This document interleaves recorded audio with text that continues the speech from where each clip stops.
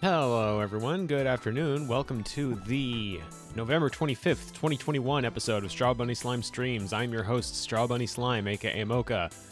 And today we're going to be continuing Morrowind.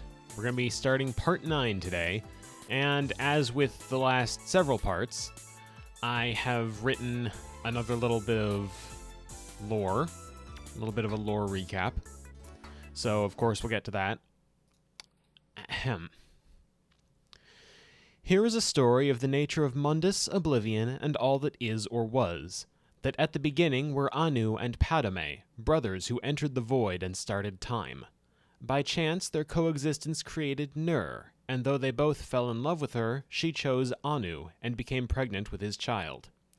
Padme returned before the birth, confessing his love, and when Nur still would not choose him, Padme beat her in rage. Anu fought back and threw him, as in Padme, beyond the edges of time, and Nur gave birth to all creation, dying from her injuries shortly thereafter. Anu, in grief, hid himself in the sun. In creation there were 12 worlds, each rich and flourishing with life, but Padme soon returned to time and grew disgusted with creation. 12 worlds met Padme's blade, and 12 worlds were shattered before Anu emerged and fought Padme once more. For one moment, Anu turned his back on Padme to save all creation, merging the pieces of the 12 worlds into one. Nirn, I'm completely bombing. Merging the pieces of the 12 worlds into one world, Nirn. While his guard was down, Anu's back was met with Padme's blade, and in their final grapple the two departed from time forever. From Anu's blood came the stars, from Padme's came the Daedra, and from their intermingling blood came the Aedra. Nirn knew chaos for a time, with only 2 forms of life remaining, the Elnafey, ancestors of men and elves, and the Hist, the trees of Argonia. For a time, Nirn was without oceans, a world of land with interspersed seas. The Elnafey arrived in 2 forms, the first from a larger and more intact chunk of their world, and the second scattered and confused. These first Elnafey hid the remains of their world from the outsiders. The second group wandered and met one another and were joyous. When the wandering Elnafey met the old Elnafey, there came a clash. The old Elnafey believed their wandering brethren forsaken and lesser, fallen from glory. War came to Nirn between the 2 factions. The old Elnafey retained their ancient power, but the wandering Elnafey were more numerous and hardened by their years spent wandering and surviving. This war reshaped the world of Nirn, creating the oceans and sinking much of the land beneath the waves. This in kind produced the 4 lands, Tamriel, Akavir, Atmora, and Yokuda. The old Elnafey laid claim to Tamriel and became the Elves, the Mer. The wandering Elnafey laid claim to the Outer Lands and became the Nords, the Redguards, and the Sesi. The Hist, mere bystanders in the First War, lost much of their realm in the conflict, with only a small piece, the Black Marsh of Tamriel, surviving long enough to see, at last, the return of the wandering Elnafey, mankind, and the end of the Mythic Era. It is the 3rd era, year 427, and Emperor Uriel Septim VII has found what he believes to be a hero to Morrowind's insular people, the Nerevarine, reincarnated apprentice to the godlike tribunal's centermost figure, Vivek. We are, he believes, that same Nerevarine, and so we arrive in Morrowind to discover its imminent disaster. Knowledge denied to its people by the Ordinators, the tribunal's... Did I read that right? Yeah. The tribunal's godlike high guards. At the center of Morrowind sits Red Mountain, a volcano rife with terrible activity. Humanoid monsters pour forth, bringing with them a terrible blight halted only by the ghost fence, and, as well, bringing with them dreams of a forgotten devil, Dagoth Ur, whose coming the ghost fence cannot halt. We have proven ourselves a friend to the Urshulaku Ashlanders, the Morrowind settlers well versed in the ancient ways, but several trials remain before we prove ourselves Nerevarine. To reunite the houses of Morrowind, to unite the Ashlander tribes, to claim the sacred moon and star, symbol of Nerevar's house, and to reclaim the lost prophecies, the forgotten histories and secrets of the time before Dagoth Ur's first reign came to an end. Following an ill-fated trip into the Ghost Fence, we turn our attention now to the reclamation of the prophecies, a task which presently sees us deep in the heart of territory claimed by Dagoth Ur's sinister cult, the Sixth House.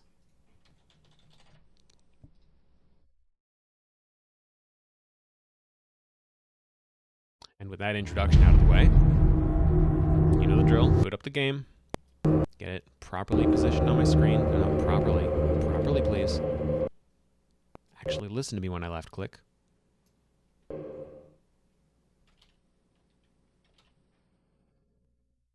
Sorry about the hassle. I think that should be good. Oh, right. Yeah, you had set myself to do not disturb. Boop. Switch to OBS. Switch to Morrowind.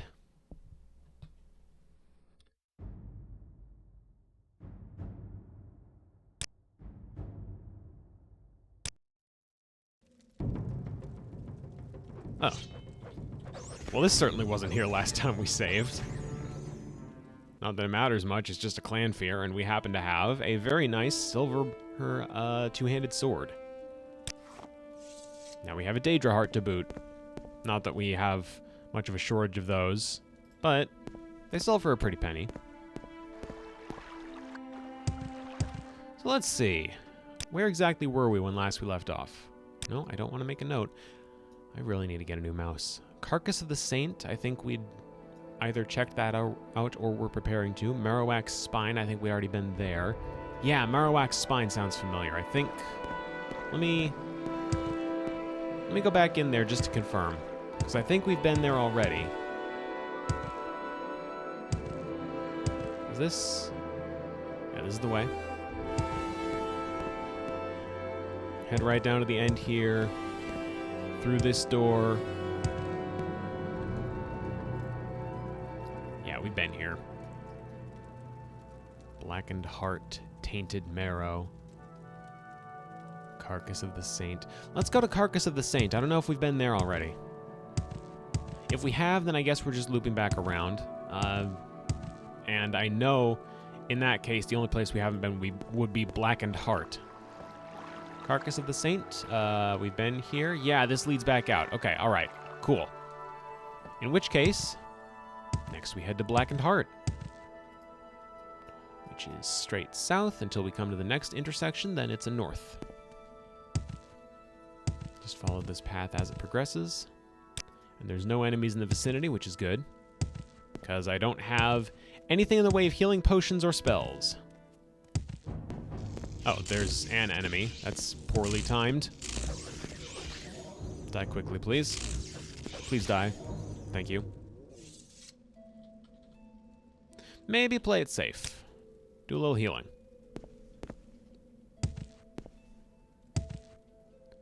Follow the path until it comes to an intersection.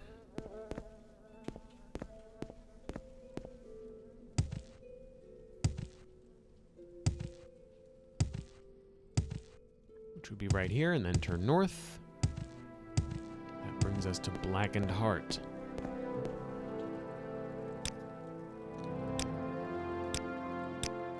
Save here. Ominous. Path heads straight down, lined with candles and all. Hopefully no escort missions. That was the real problem. Ooh. There's someone at the end there.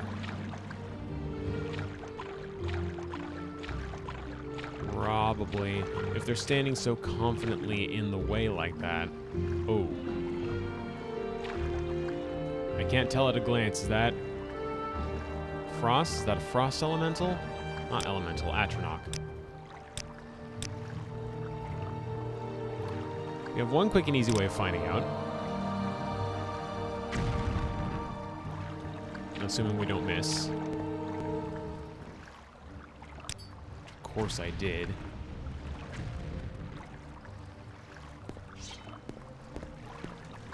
Zillion son of a gun, whatever it is. Yep, that's definitely a Frost Atronach. Oh, not very resilient. I stand corrected. Silver Shard Slayer. Wrecked Shop. Wow. Alright, take those. Seems like a nice, sturdy early game weapon, I've got to say. Well, Shard, not Shark. Hello, Colt. Good to see you. Soul's Rattle. Ooh, spooky. A lot of very eerie place names in this cave, which I guess makes sense. Let's see about that guy that was at the end of the hall, though. That one's got me curious. That could be the guy. Hope it's not, because that's just an ash zombie. Oh, it was a skeleton. There's a Skelemans at the end of it. Okay. Target resisted magic. Yeah, that's no surprise. Okay, in that case, let's switch to something that doesn't have a lot of magic to it. Just hits hard. Please, let me actually pick my sword up. Yeah, I really need to switch to a new mouse soon. The double clicking on this one is starting to get on my nerves. It doesn't hold a click. Skeleton Champion, really. Silver Claymore. I mean, I guess if I need another one, that'd be pretty handy. Sure, let's keep it for now. See what comes of that.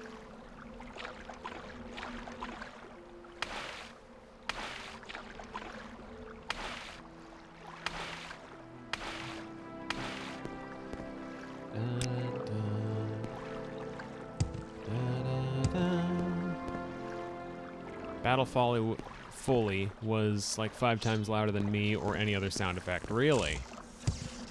God, there's always something. My audio settings are never static. I can't keep them in one place.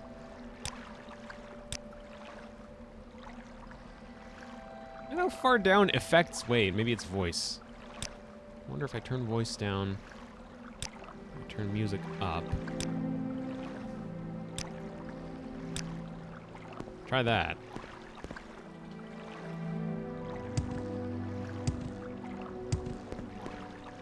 Obviously, we can't really hear it in action yet, but...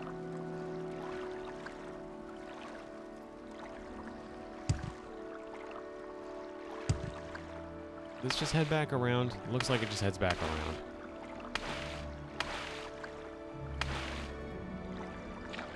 Yeah, it just heads back around. Alright, well, may as well fill in the map a little anyway, right?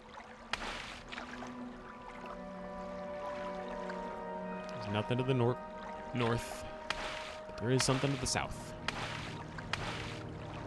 Soul's Rattle, specifically.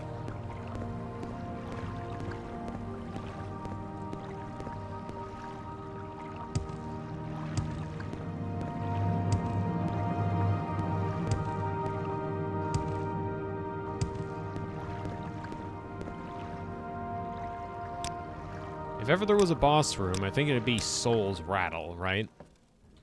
Well, you don't look much like a boss.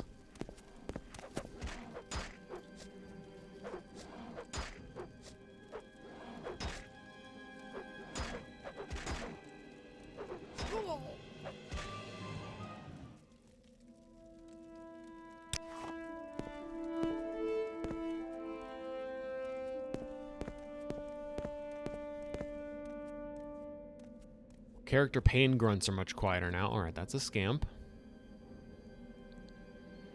So switch to...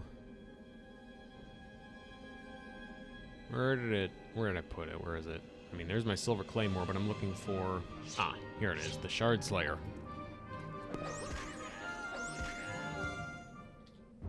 Yeah, now the character voices are barely audible.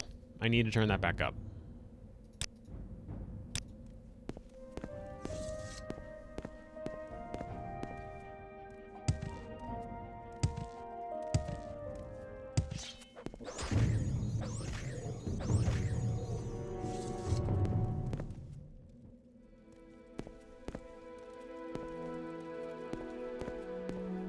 Here, just a rock, vines, and I guess a zombie. You Inma. Okay. Alright. Chill. Chill, dude. Calm down. There's 2 of them. Who the heck are these? Just a couple of random dreamers. Okay. What else we got? Oh boy, who's that? That looks like a threat. That looks like a much bigger threat. Do I have any arrows? I might need arrows right about now. I don't appear to have arrows. Don't have arrows. Okay. Alright. Well. Start with... Ah, here we go. The 6th house greets you, Lord Nerevar. Or Mocha Ole, as you call yourself.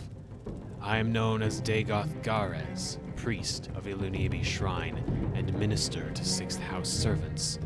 My lord Dagoth Ur has informed me of your coming.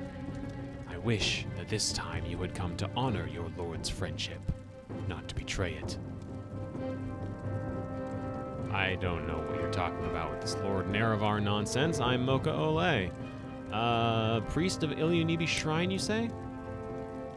Ilunibi Shrine is just a small, quiet retreat for 6th house servants. A place to contemplate and grow strong and wise to Lord Dagoth's ways. Here we share the sacraments of flesh and blood and dream the dreams of our Lord. This and other lesser shrines are hidden from prying eyes throughout the land. But the greatest shrines of 6th house servants lie beneath Red Mountain, in the citadels of our Lord and his close kin. 6th house... Actually, tell me about the 6th house. The 6th house was not dead, but only sleeping. Now it wakes from its long dream, and with its lord Dagoth Ur, it comes forth to free Morrowind of foreign rulers and divine pretenders.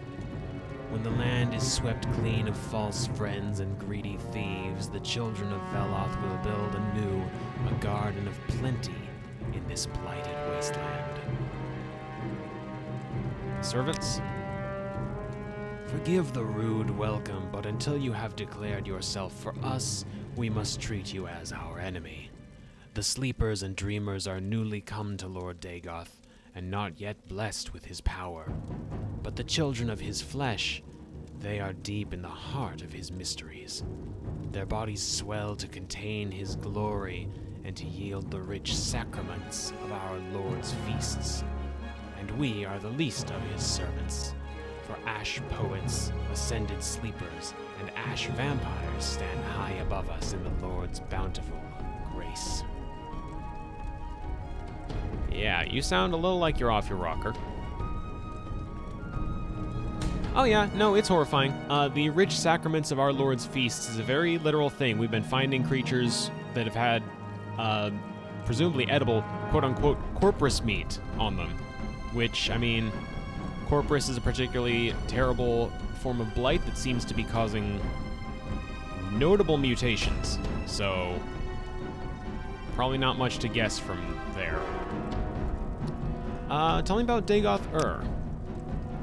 Dagoth Ur is the awakened lord of the 6th house, come to cast down false gods, drive foreigners from the land, and restore the ancient glory of Morrowind. He bids you come to Red Mountain. For the friendship and honor that once you shared, he would grant you counsel and power, if only you would pledge that friendship anew. The path to Red Mountain is long and filled with danger, but if you are worthy, you will find there wisdom, a firm friend, and all the power you need to set the world aright. You said you must treat me as your enemy? Wait. My lord's friendship? Lord Dagoth gives me these words to say to you, so you may give them thought. It's not that, Red Mountain. Once we were friends and brothers, Lord Nerevar, in peace and in war, yet beneath Red Mountain you struck me down as I guarded the treasure you bound me by oath to defend. But remembering our old friendship, I would forgive you, and raise you high in my service. My Lord Dagoth bids you come to Red Mountain. For the friendship and honor that once you shared, he would grant you counsel and power, if only you would pledge that friendship anew. I am not your Lord Dagoth, yet I, too, would say to you, do you come with weapons to strike me down, or would you put away your weapon and join me in friendship? And last but not least, our enemy? Lord Dagoth would far rather have you as a friend than as an enemy, but until you submit to him, 6th House servants will treat you as an enemy and try to destroy you. If you wish to be our friend, first you must go to Lord Dagoth in his citadel on Red Mountain and make your submission. Right.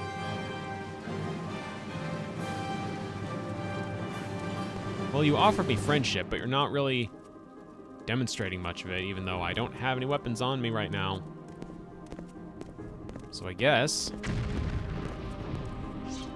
see what we can do about this. He's approaching much quicker than I'd like him to.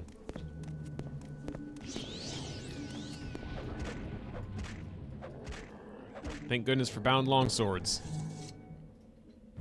With his dying breath, Dagoth Ur smiles and curses you. Even as my master wills, you shall come to him in his flesh, and of his flesh.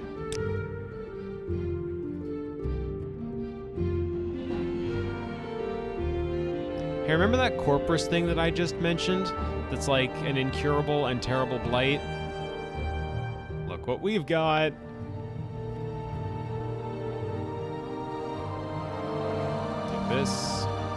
Take this message from Dagoth Ur. Let's take a moment and read that.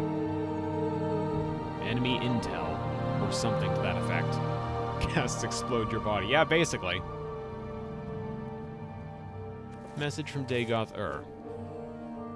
Lord Nerevar Induril, High Resdainya, my lord, friend, and companion. Once we were friends and brothers, Lord Nerevar, in peace and in war. No houseman ever served you better or more faithfully. Much that I did was at your command, at great cost to myself and my honor. Yet beneath Red Mountain, you struck me down as I guarded the treasure you bound me by oath to defend. It was a cruel blow, a bitter betrayal to be felled by your hand. But remembering our old friendship, I would forgive you and raise you high in my service. The 6th House was not dead, only sleeping.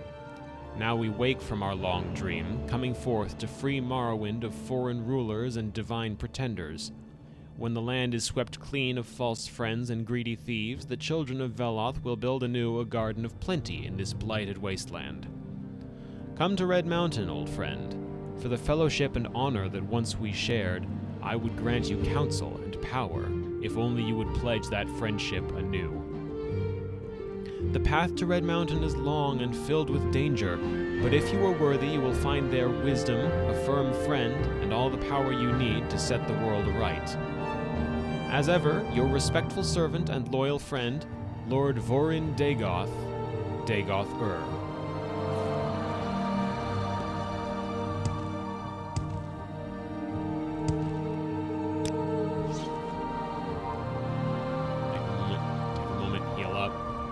Guys, nothing on them.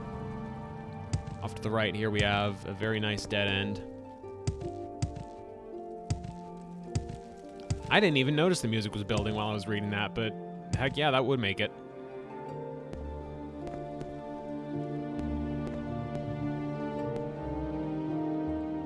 Fancy schmancy set of shrines. Some bells. Normally they have a hammer with these. Yeah, there it is. 75 weight. We could carry that. Oh, that's interesting. Corpus is actually buffing us, too. It fortifies strength and endurance at the cost of intelligence, willpower, personality, and speed. Huh. Well, I'm certainly not in need of a 6th House bell hammer, but if I wanted 5,000 gold, that'd be a way to get it.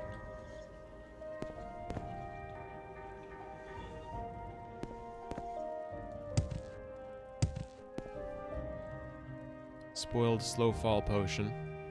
Scroll of elemental burst frost. Staff, a potion of light. May as well take this for chain attacks. Get it? Because Elemental Burst and Seed Blade 2.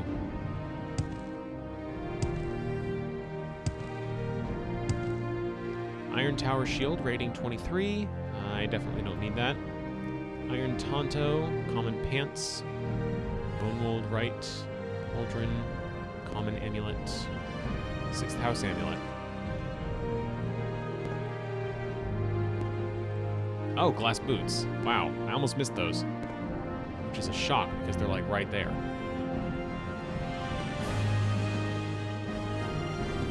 May as well.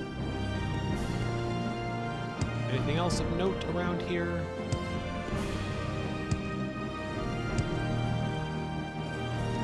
What's in my journal?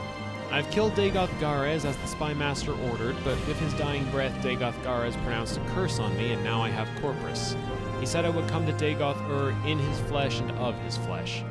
I don't feel any different, but the marks of the disease are plain on my face. I'll have to return and report to the Spymaster on the 6th House base, and hope he knows of some way to cure this disease. Spymaster. I believe that refers specifically to... Spymaster has sent me to find a 6th House base near Narmok. Yep, okay, that's in reference to Caius. So, we need to head back to Caius now. Looks like there's more cave back there, but clearly not within our reach.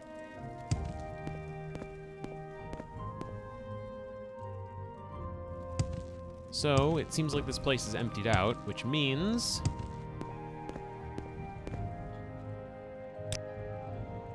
Save here. And let's just get recall and prepare to fail casting this a million times.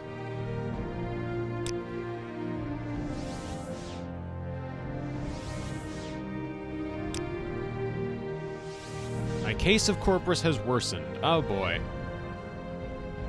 Maybe I should head back the organic way, huh? I don't know what that's going to mean for me if I just let it keep worsening. So maybe let's just head back the old-fashioned way. 2 legs. And determination or something.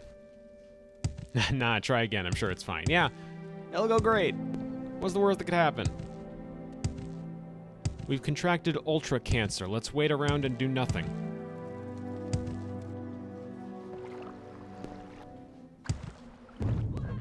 Really?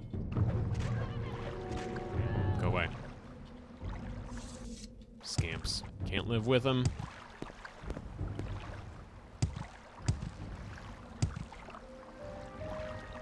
Where's the quickest way out? Marowak's spine.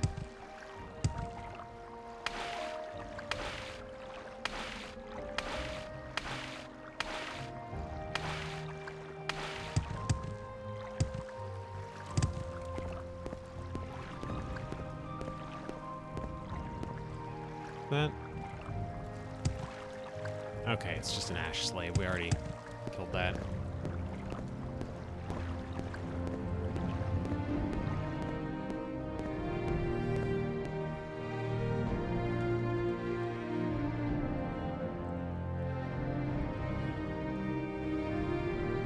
Carcass of the Saint. Seems like the quickest way out, near as I can discern. Wait, don't we have Divine Intervention? We do. Why don't I cast that? Hold on, that'll get us out guaranteed.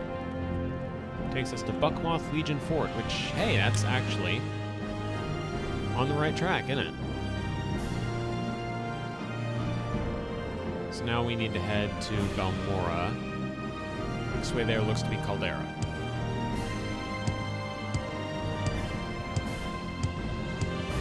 Music's a little loud. I'm gonna adjust that again. That should be fine.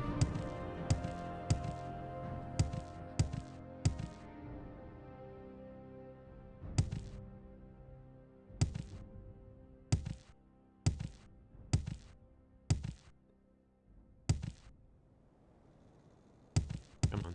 There we go. You know, I could probably just fly over the mountains. I still have that dagger. My acrobatics skill went up. Woohoo!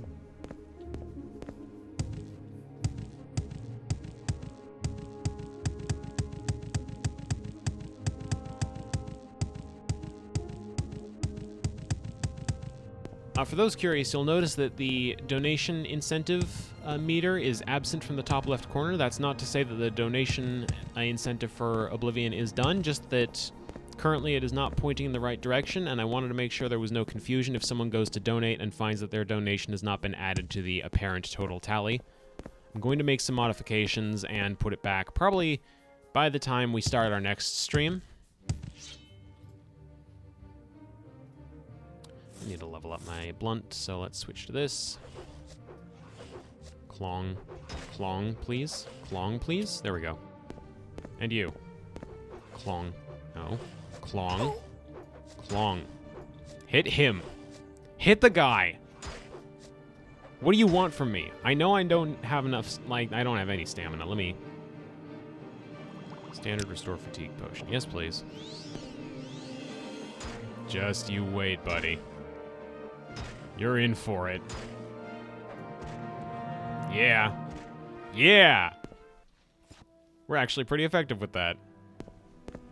Just require any amount of stamina before we go swinging a weapon, which, you know, I guess that makes sense.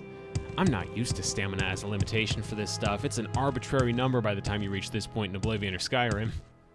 You don't need to worry about it at all, because, you know, you're still guaranteed to be hitting stuff, because they actually made that function correctly in Oblivion and Skyrim. I'm being very mean to this game. It's not that it's not functioning correctly, it's just, you know. Is there a Mages Guild around here? They have fast travel, don't they? Caldera Mages Guild. Hello, yes. I hear you have fast travel around here. How? Is it behind this? This should be interesting. Why are you sniffing? Why does everybody in this game sniff me? Why is that what they do?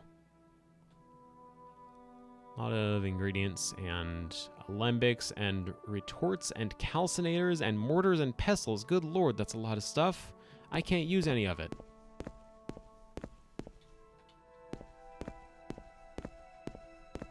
I'm concerned about the fail about chat member statement. Get out of my way. Why do you Outlanders think you can bother anyone you please? About spells? Ooh, this one does actually have spells. Bound stuff, don't need that. Doze, don't need that. Weapon and armor eater, weakness to common disease. Swimmer's blessing. Fenric's door jam. Calm creature, humanoid, some summon spells. I think I'm fine there. You've got corpus disease, Outlander. That's a death sentence. It can't get cured. Get away from me. Far away. Sure thing. Do you have any potions I could put to use? Maybe. Potion of Cure Paralyzation might be fancy in case we run into someone with a paralysis effect. Potion of Invisibility. Disease Resistance. Restore Health. Oh. Yeah, I need these. Restore Fatigue. I think we're still okay on those. A lot of Restore Stat Potions. Lightning Shield. Fortify. Should be good. Do you have anyone else in here? Spells. What do you got? Charming Touch. Golinar's Eye Maze. That's a heck of a name. Burden of Sin. Great Feather. That might be handy. Feather spells are always nice. Sleep. Dire Weaknesses. Toxic Cloud. Averted Eyes. Okay, alright. Nothing we really need, but... Hey! Get away from me. You've got corpus disease. You can't get cured of corpus. Get away!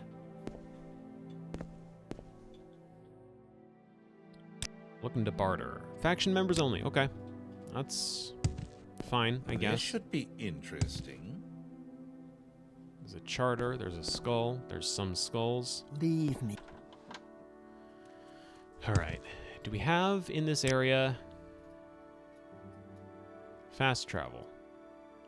Like, accessible fast. It doesn't look like we do. So I guess we're taking the long way. That is straight south to Balmora. Screw. Unwelcome it is.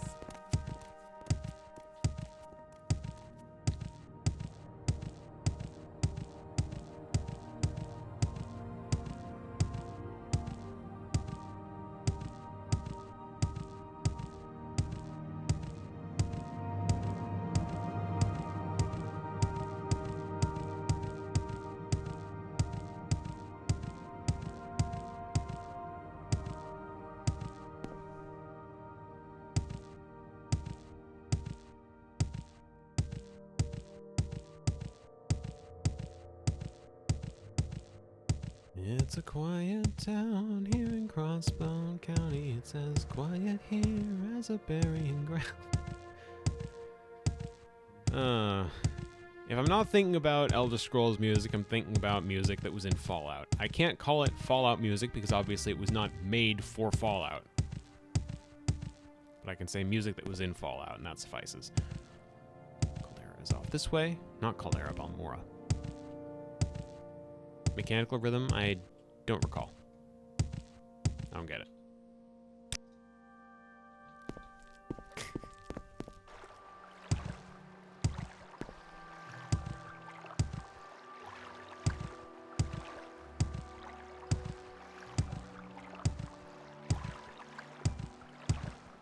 Okay, Balmora ahoy.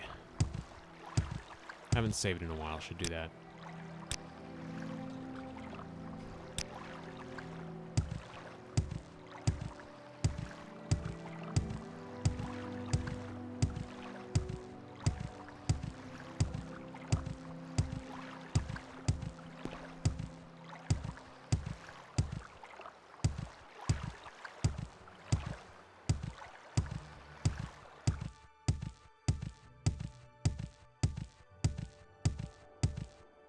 On it? This is. Okay.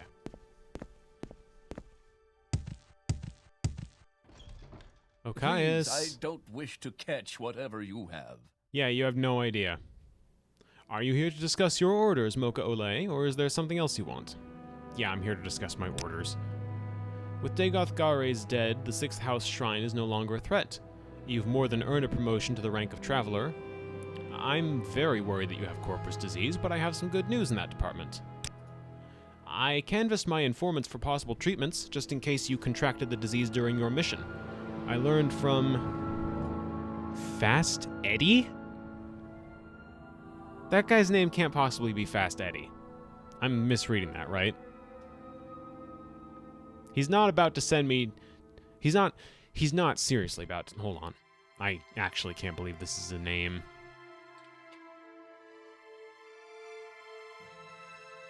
Yeah, no, guy's name is just Fast Eddie. He's got a friend named Fast Eddie. Okay. That your best chance of getting cured is Dagoth Ur, an ancient Telvanni wizard who runs a corpusarium for victims of the disease. Okay. Here, take this Dwemer artifact and 1,000 drakes and go to Telfir. Dagoth Ur will like the Dwemer artifact. No, we don't have Fast Ed and Fast Ed yet. A gift may sweeten his disposition. The gold is for expenses, and here are a couple of levitation potions. I hear you'll need them in Telvanni Towers, because wizards don't use stairs. So, get moving and get that corpus disease cured, then hurry back. I think I know how to get the lost prophecies Nibani Maesa asked for. Telfir? Dagoth Ur's tower. It's southwest of Sadrith Moron, an island on the southwestern edge of Zarfabel Bay. Here, let me mark it on your map. There's a dock, but no boat service, so you must water walk or swim from Sadrith Mora. Use the guild guide services at the Balmora Mages Guild to reach Sadrith Mora. At Sadrith Mora, find Wolverine Hall Fighters Guild and ask the scout Sondrin Irathi for detailed directions to Telfir. Sadrith Mora. Okay. Fast Eddie. Ed Themin, also Fast Eddie, also Eddie the Rat, is a rare commodity, a former Telvanni wizard who has gone Imperial and joined the Mages Guild. A colorful but unreliable character, but he is an invaluable source of inside information on Great House Telvanni. He has a small house here in Balmora. Tell me about House Telvanni. Ah, they're one of the 3 Dunmer great houses on Vardenfell. Their nobles are 1,000-year-old wizards. Telvanni are supposed to hate politics, foreigners, and just about everything else, but the Vardenfell Telvanni are apparently more ambitious and adventurous than most. I don't know much about them, but they do hire Western mercenaries, and some even rise to higher ranks. Talk to Telvanni counselors if you want to become a Telvanni retainer. Worth considering, I suppose. I'm supposed to be uniting the houses, right? So, maybe. Tell me about Corpus. You have corpus disease. It's a rare disease that usually drives victims mad and causes terrible, deformed growths on the body. I don't know much about it. I'll check my informants and see how to cure it. In the meantime, we can discuss your orders. The Animal Crossing rabbit is canonically like that in all their other language names too. Oh, that's cool. Heck yeah. Sasha, right? Is that the one?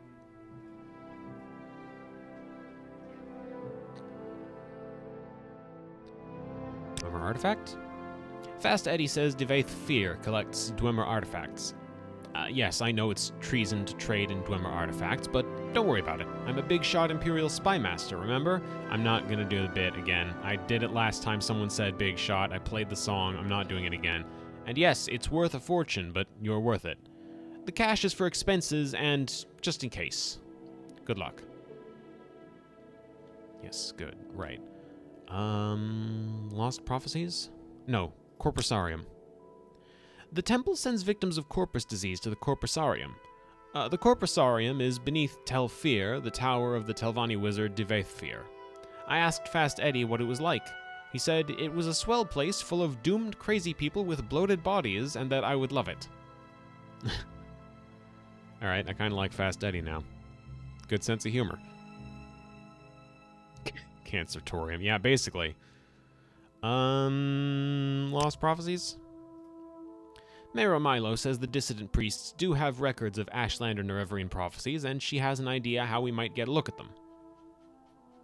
How about orders? Because you mentioned orders. Go to Tel Fir, get that corpus disease cured, then hurry back. I think I know how to get the lost prophecies Nibani Maesa asked for. Sure. So, we're headed to Tel Fir. To get there, they recommend using the Guild Guide service to reach Sadrith Mora. Let's see if the Guild Guide service will actually... Don't do that.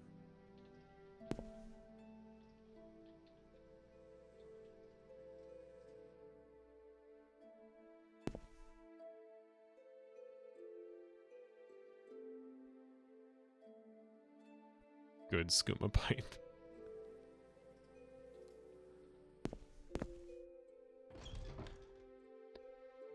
All right. He said Sadrith Mora, right? Tel Fir, Sadrith Mora. Yeah, okay. I'm good at this game. I'm remembering stuff now. Get there via the Guild Guide service and the Mages Guild. At least that's the way he suggests. I'm sure there's other ways to get there, but... You know. Quickest way there, it sounds like.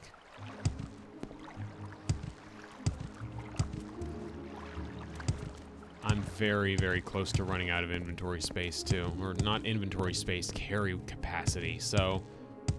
I mean, it's semantics. It's the same basic effect either way. Mages Guild, Guild Guide.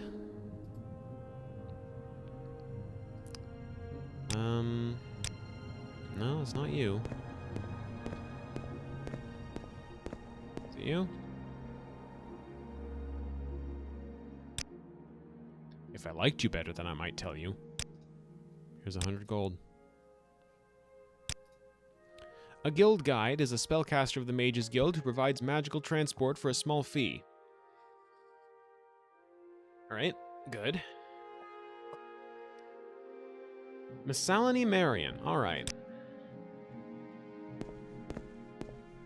That's not you, right? That's not you, okay. Solony Marion might be downstairs. Might be downstairs. Not you. Not you. Spare me the formalities and get to the point. There we are. Sadrith Mora, Wolverine Hall. Here we are. You're not exactly charming high into my This is a lot of people. This is too many people all at once. Hello. Okay, Telfir. At Sadrith Mora, find Wolverine Hall Fighters Guild. Well, we're in Wolverine Hall Mages Guild. So, Fighters Guild shouldn't be that far removed. Imperial Shrine, that's not it. Wolverine Hall. Maybe it's downstairs?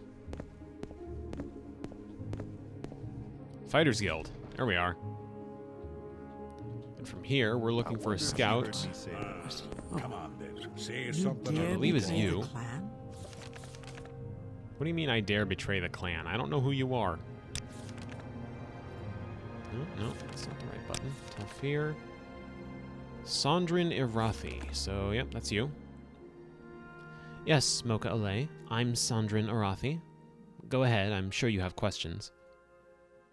I was going to ask you about Telfir. Telfir is a Telvanni tower on an island to the southwest, close to the mainland. Let me mark it on your map. Look for a tall tower, a dock, and a ship. The entrance to the tower is at water level on the northern tip of the island, near the dock. In good weather, by day, the tower is easy to see. If you miss the tower and hit the beaches of the mainland, walk back and forth along the beaches and look for the tower. It's clearly visible from the beach. Bring levitation potions. There's no stairs. I have something better. But thank you. So that leads back to Wolverine Hall. This also leads back to Wolverine Hall. Is there a way out of here, perchance? Is there mayhaps a door leading outside? Clearly it's not there. Upstairs. Let's try upstairs. If I can actually. To Wolverine Hall. Oh, here we are. Here's out. Sort of. Kind of. So she said, Telfir. Island to the southwest, close to the mainland. Tall tower, a dock, and a ship, okay? Well, that's a tower. Sadrith Mora, Telfir, okay.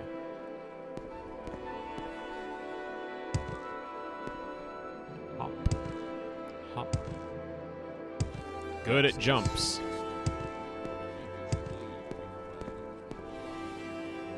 I'm apparently disgusting. I don't know about that. I feel like that's rude.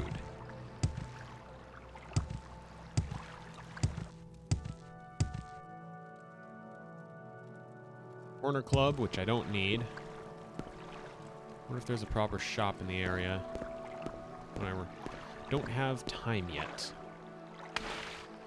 To my knowledge. Let's just swim.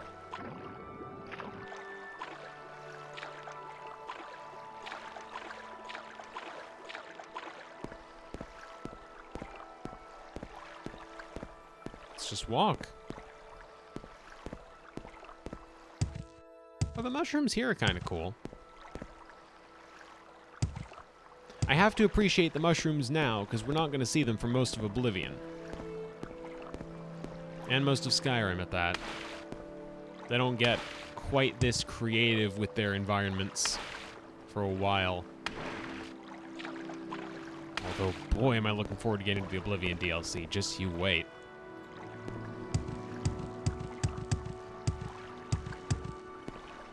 Just you wait. Actually, that one's going to be interesting, because, like, I'm trying to decide between one of two different characters for Oblivion. Actually, one of three. I'm either going to be joining the Thieves Guild, the Dark Brotherhood, or the Mages Guild, with the Thieves Guild and Dark Brotherhood being the more likely options because I like their quests more. But if I do go for the Mages Guild, my character won't need to worry so much about starting one of the DLCs. You'll see when we get there. Which will be a little while, to be completely fair. Okay, I've aggroed a slaughterfish. Hi. I've aggroed 2 slaughterfish.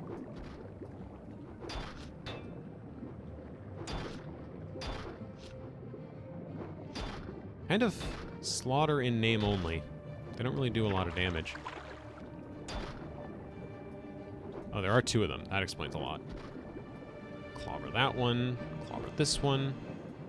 There we go.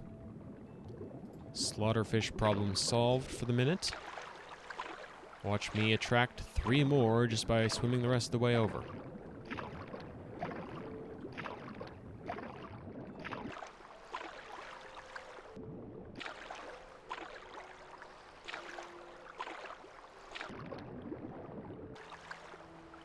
No? Gonna make a fool out of me?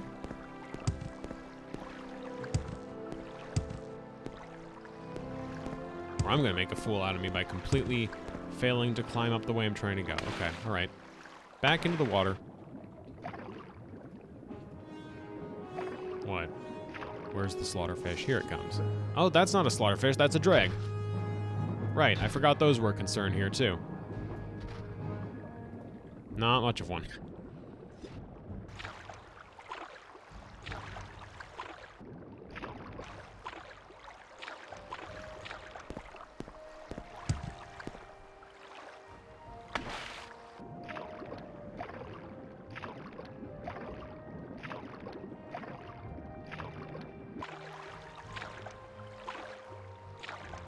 A random question.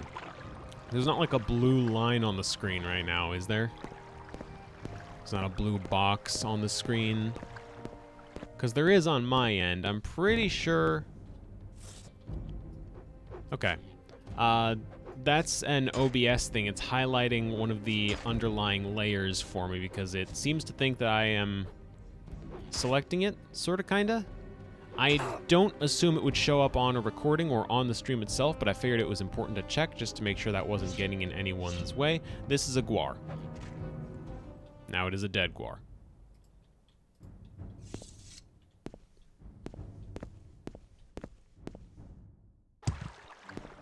Come here, bud.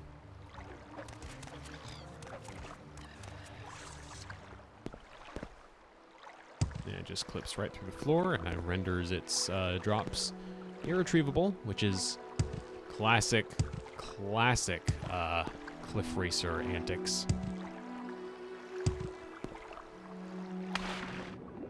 Good old-fashioned japes.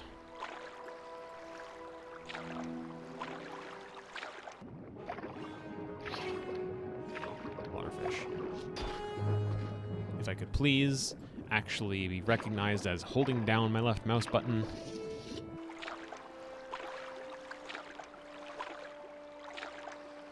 That looks like a tower off in the distance.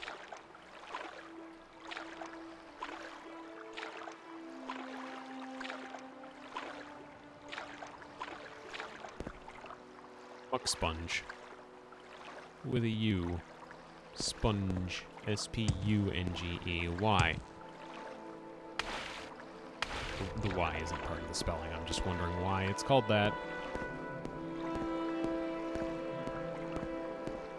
Okay, this looks like a boat, if ever I've seen one.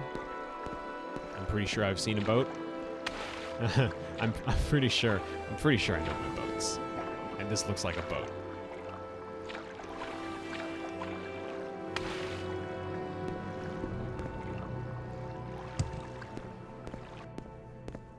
So, no stairs, huh? Boy, wouldn't that be a predicament to someone that didn't have the Steel Blade of Heaven. Up we go. I love that we found this. This makes it so much more convenient to get around. Especially in the context of these towers.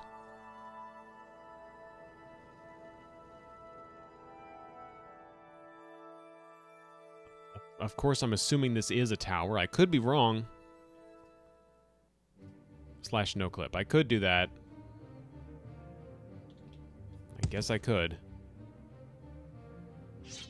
Back to the Claymore for a second to deal with a pest problem. Pest problem dealt with. Grab that. Now, where would be an entrance to a... I'm alive. Okay.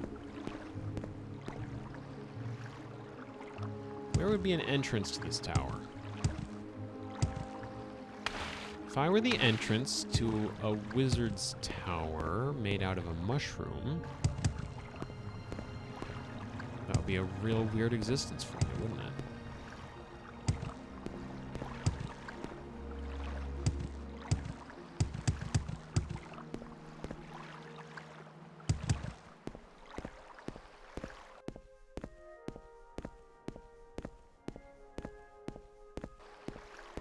The door is going to be the most obvious thing in the world when I find it. At least I haven't been looking long, but I just get the impression that I've probably gone in a circle around it and not realized.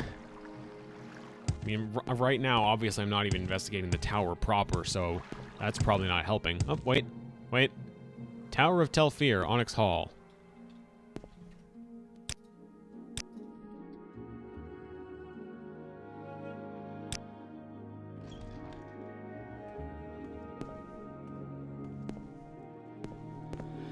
Oh, come on, leave me alone. Are you here to plunder the dungeon? Have you got corpus disease? Did you want to talk to Dagoth Ur?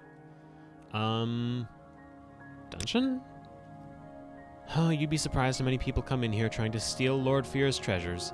He does have quite a collection of relics and artifacts, but he keeps them down in the Corpusarium, and who wants to risk catching corpus disease? Not to mention who wants to get ripped in half. Pity. We don't see many good thieves here, just the stupid ones. Corpus, yes, hello.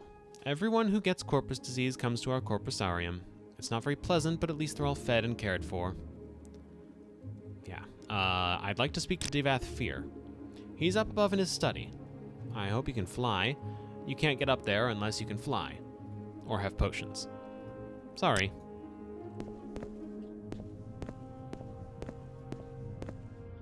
Well, I have great news, assuming I can find the way. Well, this looks like up.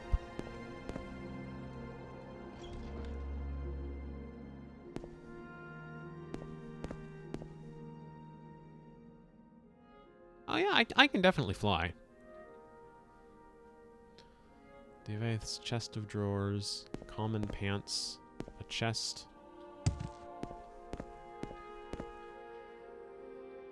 Homilies of Blessed Almalexia, the Book of Dawn and Dusk. Anything interesting in here?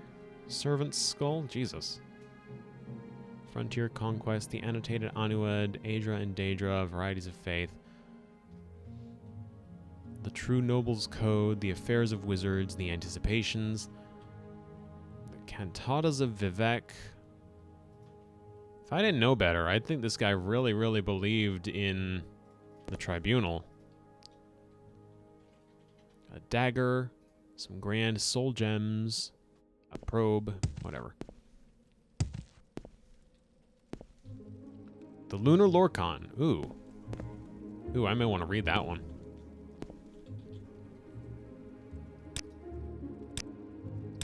In fact, I do want to read that one. I will not go into the varying accounts of what happened at Adamantine Tower, nor will I relate the war of manifest metaphors that rendered those stories unable to support most qualities of what is commonly known as narrative.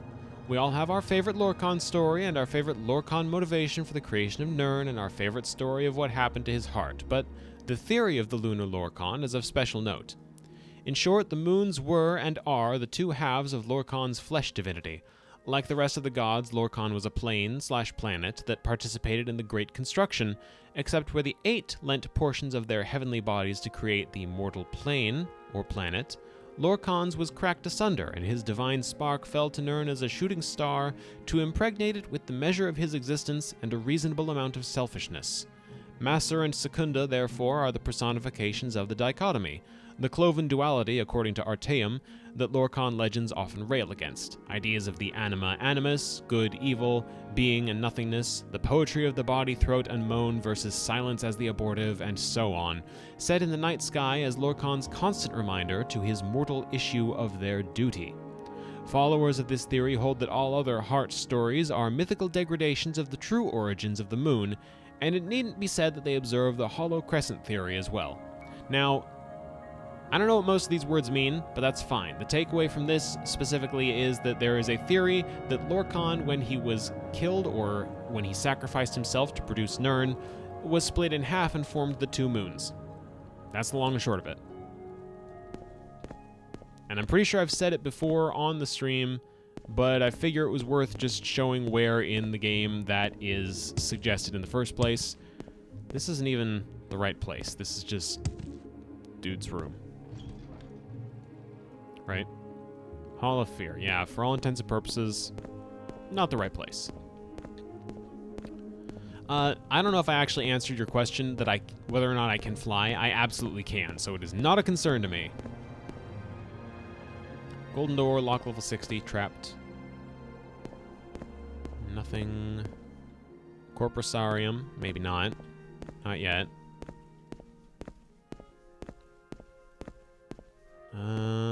Decorative bowl.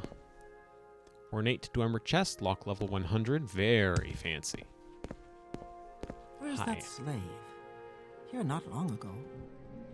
Dagoth Ur in his study. On an upper level, accessible only by the central flywell. Cool. Aren't set up to accommodate barbarians or peasants. Go up the ramps to the Hall of Fear, walk around looking up until you see a shaft above you, then levitate up the shaft. Alright. So I was actually in the right place. The Hall of Fear is where I wanted to be.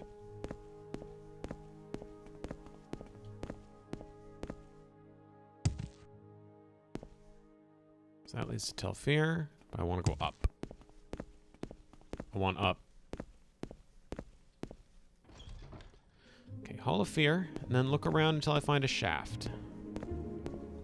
No shaft here. That's the shaft. Okay, alright. Just get my Steel Blade of Heaven. I'm gonna start announcing it like that. No, I'm not. It's gonna last for like this playthrough. And no further. Nothing of particular note there. I did, of course, see Dagoth Ur. We'll be getting to that in a moment, but I just want to investigate the area a bit. I'm sure there's someone else you can bother. Probably. If you've got the disease, go down to the dungeon with all the other monsters. Okay. Plunder the dungeon, huh? You're smart. Get Corpus disease, get killed by Corpus monsters, get killed by Vista Kai. A very good plan. Plunder the dungeon of a 4,000-year-old wizard. What could be easier? You make it sound so enticing.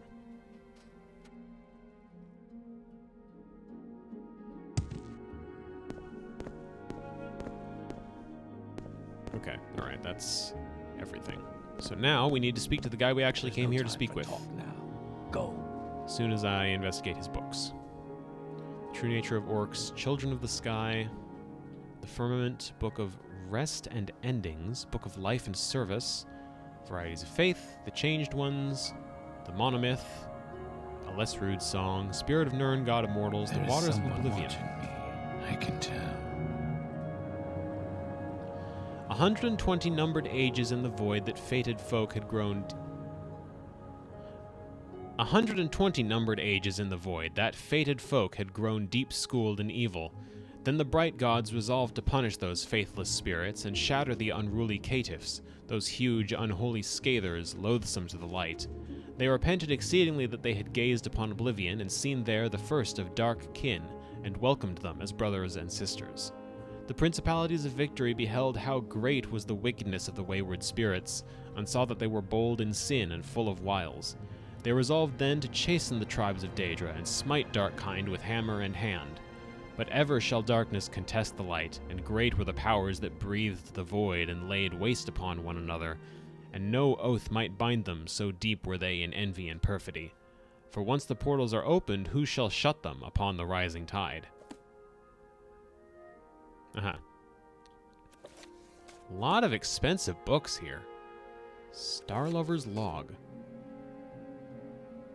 Battle Mages, Battle Spire. Huh.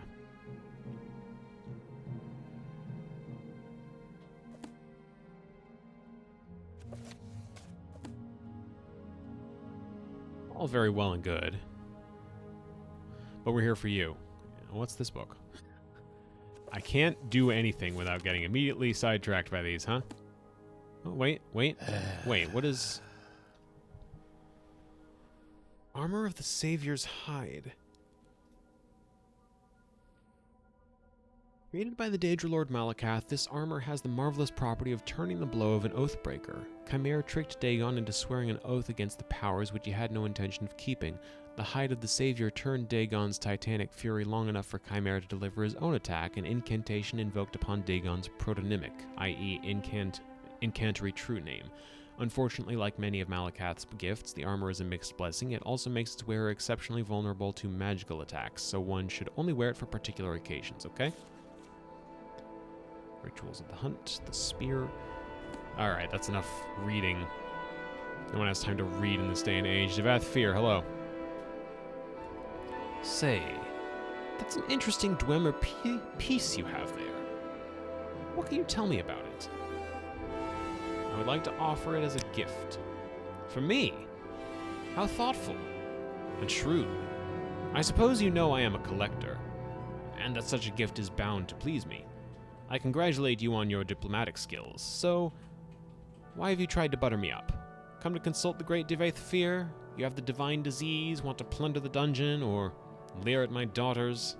Definitely not the last one. What's the divine disease, as if I couldn't guess? The magical principles of corpus disease are elusive and miraculous, far more subtle and powerful than any conventional sorcery or enchantment. I'm persuaded that it is in some manner the curse or blessing of a god, perhaps both a curse and a blessing. The victim, of course, cannot appreciate the marvelous nature of corpus. It saps the mind and destroys the body, but to a wizard it is a profound and glorious mystery, a riddle worth a long lifetime of study. Corpus disease. How interesting. Did you know that corpus makes you immune to disease? Have you ever heard of the prophecies of the Nerevarine? Ashlanders say that the Nerevarine will be immune to disease. I've always thought maybe I have the Nerevarine down in my corpusarium and I don't even know it. The Nerevarine is a fat, disgusting corpus monster and mad as a marsh rat. Wouldn't that be funny? Yeah. Listen, I might be the Nerevarine, maybe? That's a fascinating story you tell. So you might be the Nerevarine.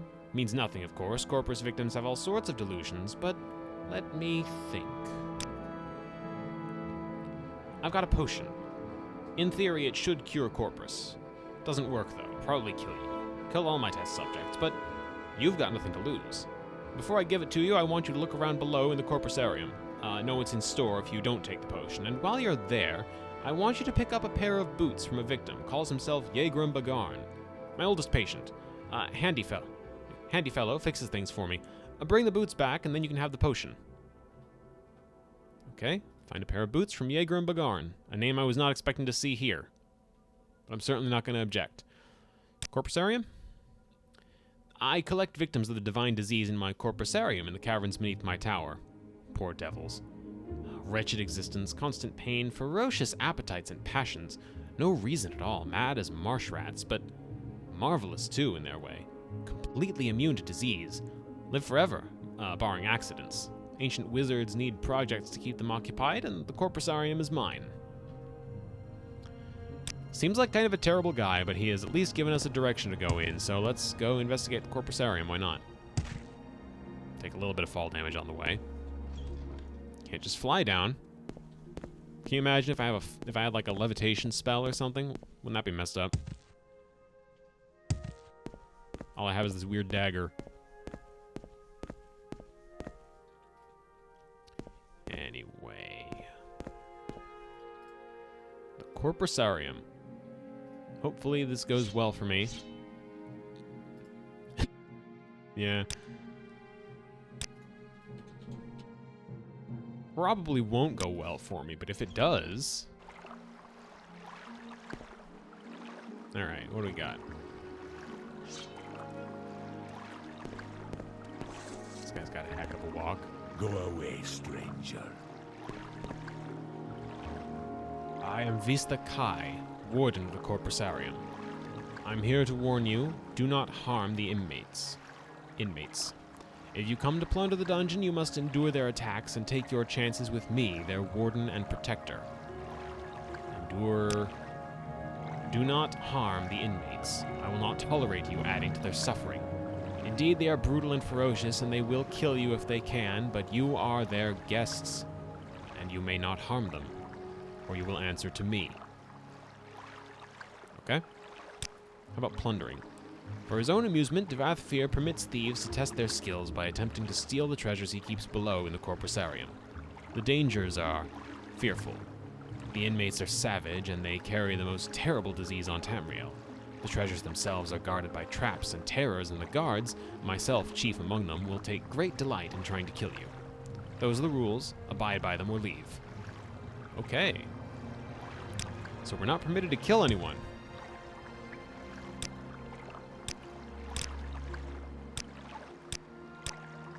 That makes this interesting.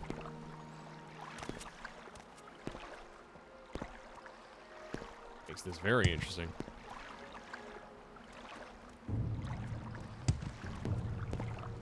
Me talking about my cats. Your cats are known for having the most terrible disease on Tamriel?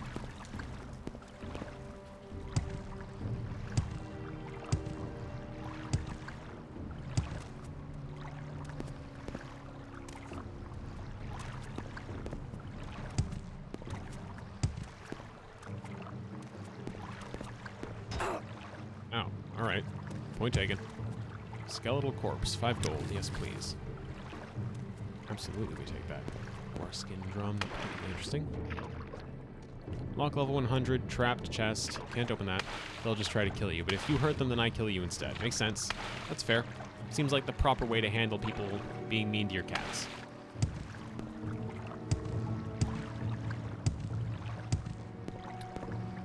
Deeper section of water. Anything down here, or am I just wasting my time? Looks like I'm just wasting my time. Love it.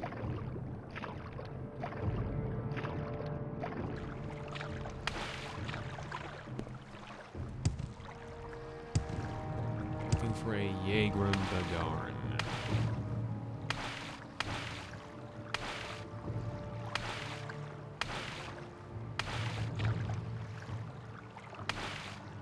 Really not in here.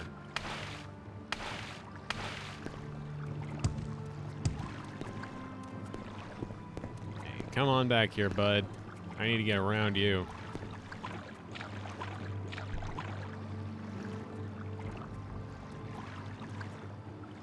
Come on, buddy. Give me a hug. Give me a hug, man. No, you're not good in water? Okay, that's fine. Bye.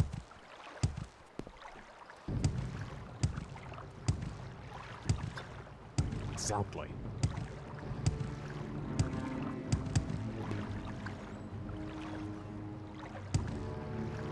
Missed me. There's a lot of stuff in here that I don't get to have because it's lock level 100 and I don't know how to unlock that. It's more power than I've got.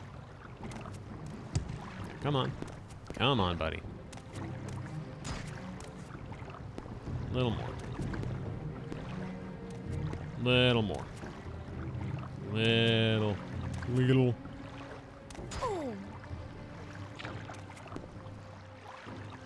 Come on. Come on. You can hit me. Psych. Bye.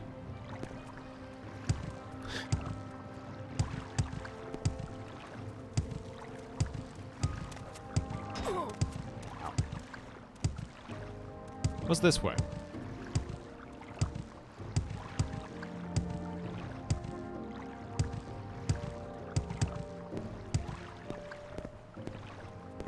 wonder if you're not allowed to kill them was a thing we're actually supposed to be following, or if I'm just being too nice. Oh, level 100, and it's trapped. Okay.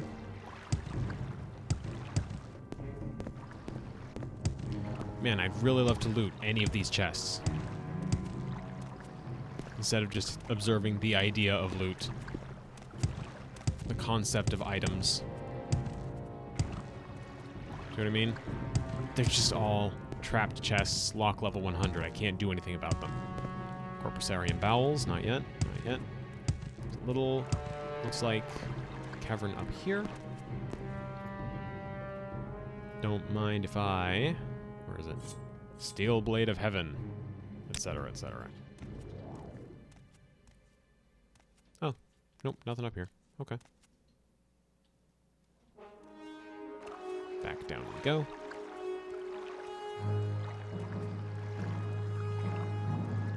At snail speed. Because a fast levitation spell is conceptually overrated. Well, they both go to the Corpusarian bowels. Well, that's fine.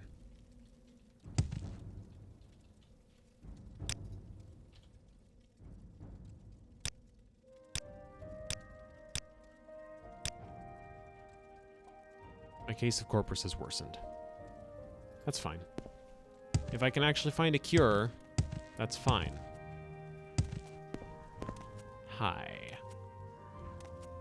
You just vibing?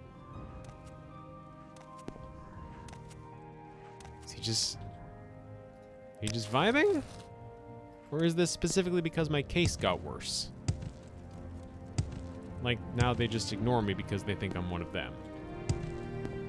I still look fine.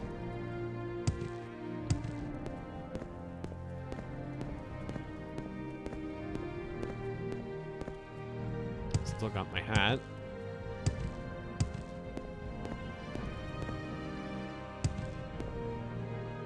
Okay, back down into the trench we go. What's over here? Oh! Oh! Wait a minute.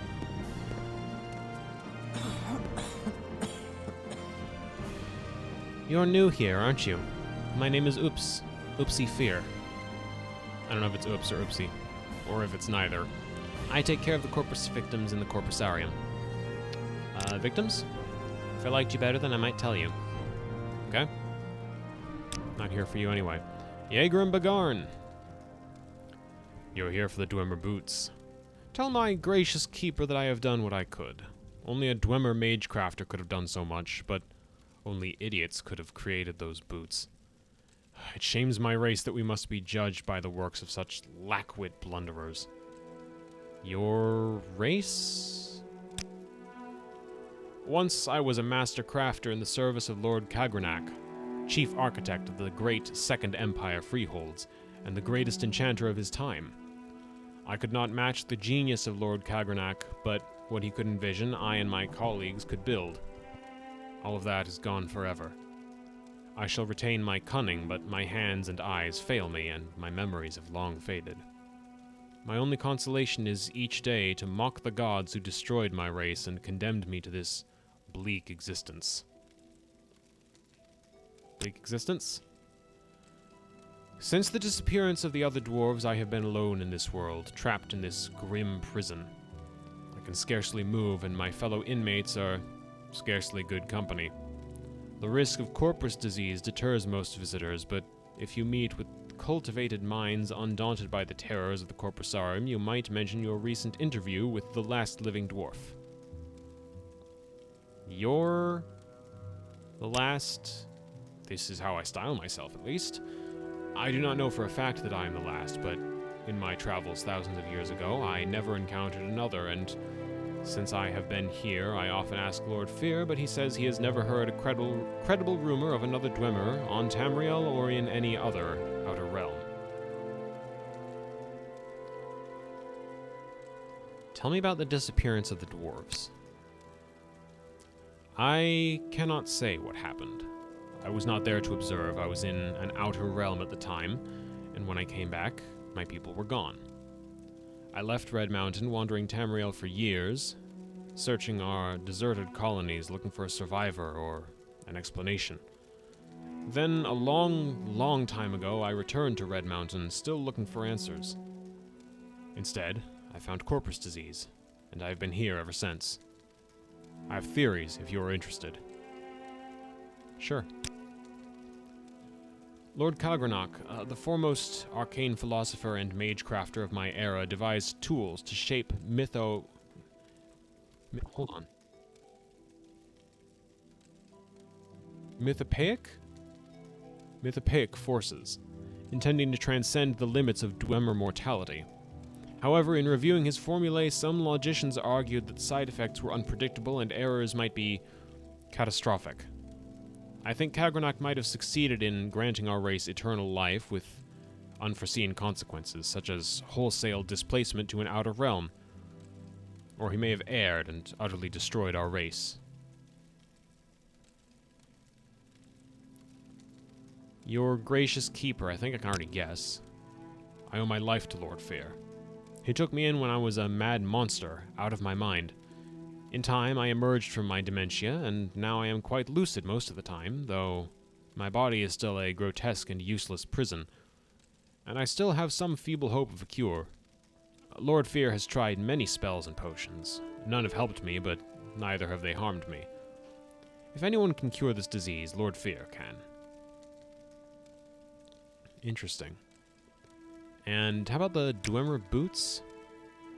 Lord Fear obtained these enchanted Dwemer boots from an unfortunate thief, and given the quality of their craftsmanship, little wonder how the fellow came to a bad end.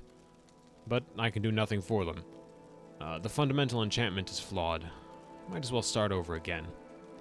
If such a pair of boots could still be fashioned in these benighted latter days. But I have done my best. Take them to Lord Fear with my sincere apologies. Thank you, and goodbye.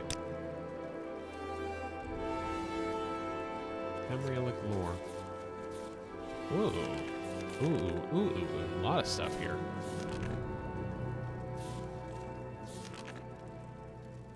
At pause due to scroll.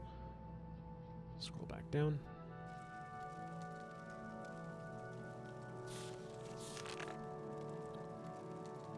I wonder if I'm allowed to take this. I don't know how useful any of it will even be.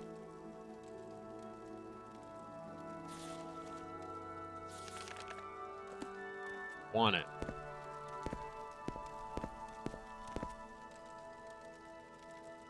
You have those boots he was talking about? Dwarven boots, well, Dwemer boots of flying. Armor rating 39, heavy. Can I keep these? There's no way they'd let me keep these, right? I don't get to have these. Let's take a moment. See if I can take this. Help! No, I cannot. Okay.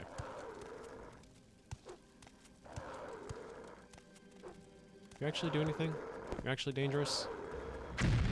You are. Alright, well, I definitely can't take the book in any case.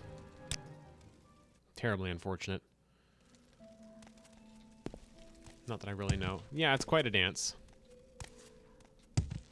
Man, it is a little bit unsettling implicitly that the Corpus folks, the diseased folks in here, are no longer attacking me on sight. As if they have sensed the touch of Corpus disease on me. I was being shot at with poison spells, is what those were.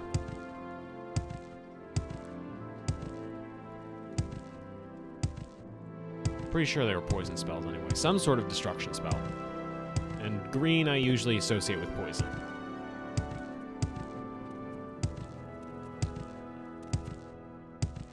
So this is where I came in. And this is where I go out. We've now retrieved those fancy schmancy boots. Spell of melt your kidneys. Great. Back to the main Corpusarium room. Okay, the ones here are attacking me. I think. Probably best not to find out. We've got an exit to get to.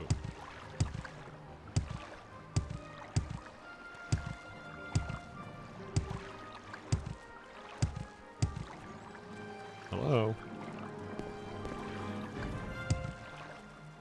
Don't bother me. No problem. I didn't attack any of your guys. You're totally good. Corporacetic. Get out. Leave. That pun is... That's a -2 pun. And what am I... Who am I kidding? That's a +10. +100. Plus all of it. Corporacetic.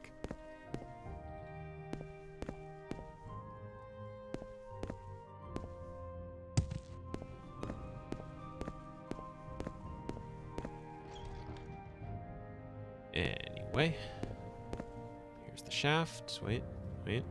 Here's the shaft. Item does not have enough charge. Well, I can use the boots.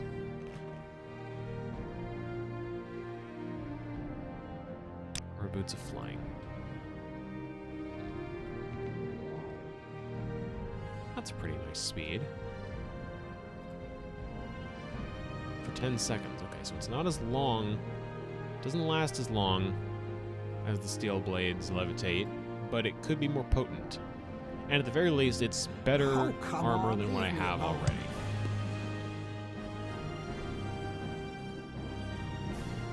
But I don't know if I get to... You know what? Let's take a moment and appreciate, if I can, how clunky those boots are. Wow, those are ugly. I love it. Alright, Dagoth Ur.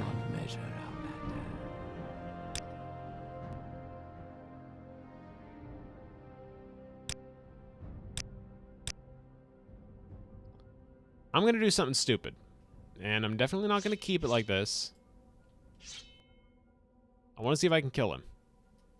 Because I want his armor. Oh, this isn't going to end well for me at all. Hold on. Change of plans. Change of plans. Fiend Katana. Fiend Katana. Hey, bud. Don't you worry about me. No, this definitely won't work. I want to see if I can grab his armor. I'm just gonna do something stupid. I'm not gonna... This isn't gonna stick. Minecraft Golem real. Yeah, it hits about as hard. What do I want? I want... Can I... I can't. I can't paralyze him. I'm gonna give it one more try. I'm not too focused on... Well, I mean, I guess if I use the glass jink blade. I'm not too focused on killing it, was what I was going to say, so... Wealth beyond measure, Outlander. Start with Berserk. Switch to Fiend Katana. And now do as much damage to him as I can.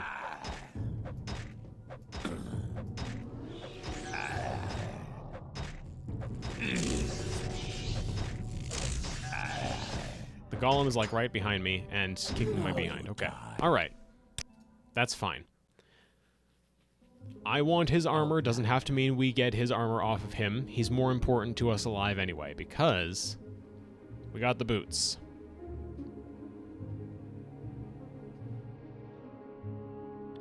Yeah, he saw that coming. He's like, really? Alright. Well, I have your Dwemer thing. Nope, that's not the right thing. Potion. The boots first, please. And now I'll give you the potion on the following condition. You must drink it here, before my eyes. It should act immediately, and I need to observe you very carefully. Agreed? Yep. Good. Open your mouth and close your eyes. Good. Now swallow. Goodness. Good grief. Look! Look, it's It's working. Remarkable. Let me check your skin, your eyes, your tongue. Amazing. I think it worked. No sign of the disease at all. Of course, you still have corpus disease, just like I planned, but all your symptoms are gone. Marvelous. I'll go try it out on some of the more desperate inmates, but I'll answer any questions you have before you go.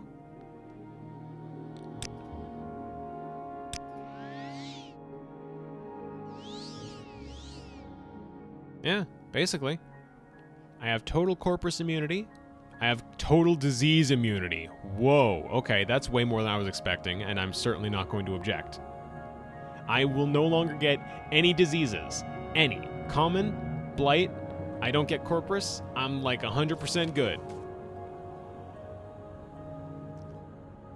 Dagoth Ur said he didn't actually want to cure me, he just wanted to remove the harmful features of the disease while preserving its virtues. It worked, and now Dagoth Ur is eager to test the potion on subjects in the Corpusarium, but I must hurry back to report to the Spy Master and search for the lost prophecies. Yes, I must. It's only 3:31, we're making really good story progress here. Thump.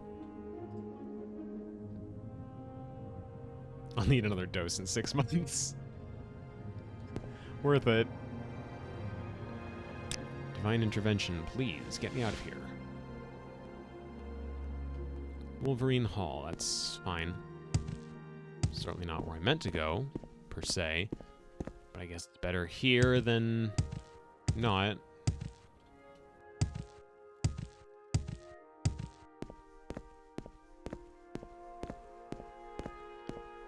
I wonder if leaving Corpus on me for a bit would have gotten me more buffs or something. Probably not. Because, like, it came with a slight boost to my strength and my endurance, but even that boost is gone. So I presume it wouldn't have actually kept any of the positives aside from immunity to other diseases. Which is fine. I'll happily accept that if that's all I get. Means I don't have to worry so much while I'm attacking rats. Is it necessary that you speak with me? Is it necessary that you speak with me? The indignity of it all. Everyone here hates me. Ask a commoner. The indignity. What is it? Make Stay it out of quick, trouble Hawk. and you won't get hurt. What spells do you have? Water walking, not bad. Frenzy Beast, Frenzying Touch, Drain Blood. Oh, you know. Summon Frost Astronaut. Summon Greater Bone Walker. Whatever the heck that is. Alright, who here sells potions? You only serve members of the Mages Guild, alright. You at your post? How about you? You sell potions. Let's see, restore strength, restore personality, potion of Night Eye. I want a health potion, please. Fortify, that's not what I'm looking for. Restore, restore, restore, restore. Almost, come on, where's restore health? Do you not have restore health? You don't have restore health. Really? No restore health in this guy, okay. Well, do I have any cure common disease? I can sell that now. I don't need that anymore. Take these. And I've almost drained this guy of all his money. Here. You are for travel. Is it necessary that you speak with me? What do you offer? Two-handed axe called Last Rites. That's a pretty cool name. Two-handed spear. Don't need that. Demon mole crab helm. Pardon? Demon mole crab helm. Okay. Velothi's shield, Velothian helm. Those have restore health on them.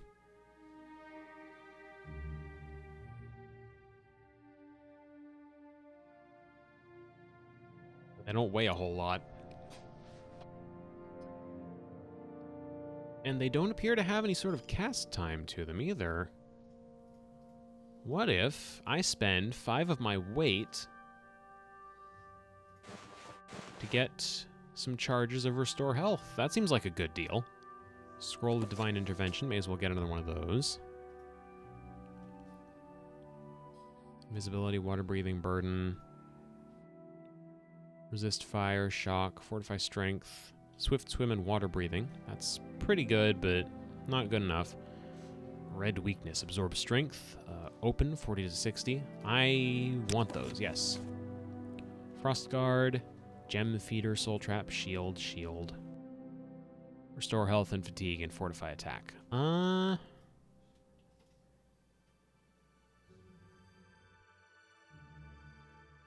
Think that should be fine. Do you take? You don't take. Okay. But I take. I'm busy, so if I you haven't will much time, excuse so be me. quick about this. You offer spells. Burden of Sin, Crushing Burden, Wild Levitate, Illusion, Reflect, Spell Absorption, Slow Fall, Detect Enchantment, Detect Key, Detect Animal. Detect Key. Let's grab that. Detect Enchantment, Creature, Soul Trap, Demoralize, Paralyze. I'm never going to be able to cast any of these, but just in case I do. Hide, Crying Eye. Open 50 points for 1 second on touch. Yeah, again, not something I'm ever going to be able to cast, but let's get it anyway, right? That should be fine. Before I go, I should check the Fighters Guild, see what they have for sale. Might have potions, never know. That's an Imperial Shrine. That's Wolverine Hall. Wasn't it downstairs? I think it was downstairs. Here it is, Fighters Guild. What do you guys got? Talk is free. What do you want? I like you. Training, huh? Athletics, block, and long blade. Nothing I urgently need. Thank you. How about you, Prundi? I'm not a high enough rank, really? Alright. How about repairs? Nope, he doesn't let me repair at him either. Okay. How about you? What do you offer for training? Block, long blade, athletics. Okay. It's the same Outland. either way. What do Anyone you back want? here? Chest marked evidence, lock level 50. Okay. I didn't see anything. I can't imagine eating one of those things. You guys are cool with me. I wonder if she heard me say that. Fighters Guild equipment chest. Colovian fur helm, cheap restore health, standard restore health. I'll take those. Take those. Nice. That's one ugly outfit. You're telling me. Alright, so they don't have anything in the way of someone I can sell to, which is a little unfortunate. I wonder if the Imperial Shrine does. Let's check. What, stranger? Hi. What do you have to offer? Potions. Hey, standard restore health. Yes, please. Cured stuff. Cheap restore health. I'll take the cheap restore health. Why not? And let's offset it with a diamond. And 7 racer plumes. And a pearl. Frost salts, fire salts. That should be good. I'm so full of stuff. Why do I have this drag? Oh, right, I was going to sell the drag helm. I just don't have anyone to sell it to yet. This is just all you've got going on in here, huh? I mean, fair enough. Wait, no, there's a side passage. Who are you? What do you offer? Cheap restore health. That's about right. They don't really have much, huh? Standard restore health. That's more like it. And nothing else. All right. Back out we go. Up the stairs, back to the Mages Guild. I haven't much time, so be quick about this. What the heck is going on with these two? You will address me with respect. No, I won't. How about travel? Mind linked. Yeah, I guess so. It's the same I person. haven't much time, so be quick about this. Identify yourself. Advanced and absolutely forbidden spells. I don't have...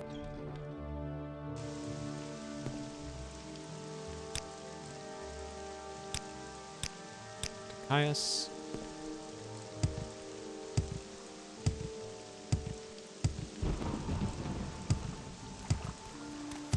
Spit it out or hit the road.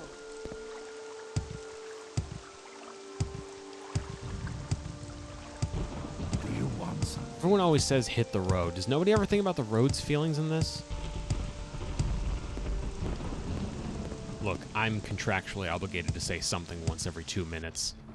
You seem like very good company. Thanks. Hug the road. Please do. Mocha Ole, thank you for your report. I'm very happy you've been cured. Unfortunately, I've had a bit of bad news. I've been recalled to the Imperial City. You'll be promoted to operative and will head the blades here in Vardenfell until I return. I've only waited here to give you your final orders before I go.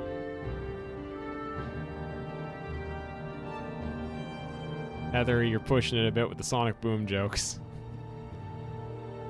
Promoted to operative? That makes you the ranking Blades agent here in Vardenfell District.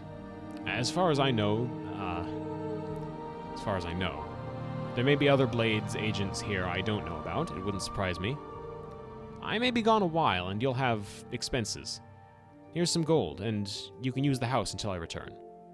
And I won't be needing these blacks of the ring while I'm in Cyrodiil.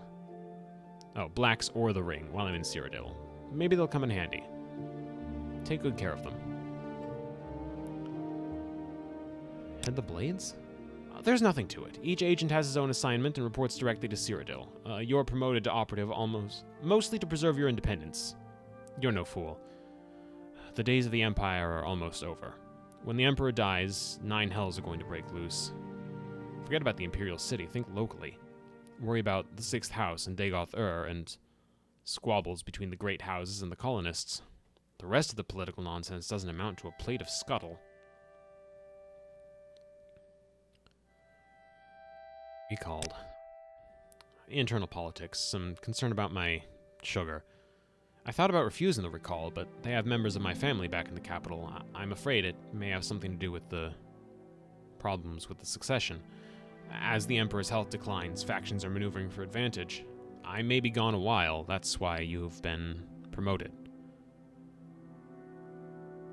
Orders, sir? Continue pursuing the Nerevarin prophecies as the Emperor commands. First, go to the Hall of Wisdom and Justice and get Mera Milo to help you find the lost prophecies. She's being watched. If something has gone wrong, find her private quarters. She'll leave you a message there under the code word Amaya. Then take the lost prophecies to Nibani Maesa. From that point, you'll have to follow her directions and follow the prophecies. Good luck.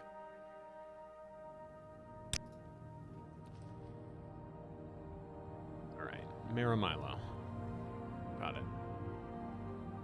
Thank you, Caius. Good man. Caius' black shirt. Fortify sneak 20 points. Chameleon 20% for 30 seconds on self. Not bad. What else? His ring. Fortify luck and fortify security. Huh. I wonder, can I wear these under? I can. Ooh. I wear these under my standard garb. That's handy. So that's just a free chameleon 20%, fortify sneak. And the ring gives me luck and security when I need it. That's really, really handy.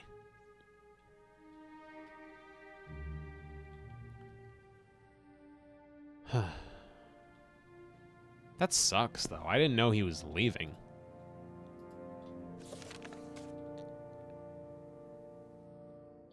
Hall of Wisdom and Justice, Mera Milo. Let's go all the way back to where we first heard the name Mera Milo. Where was she?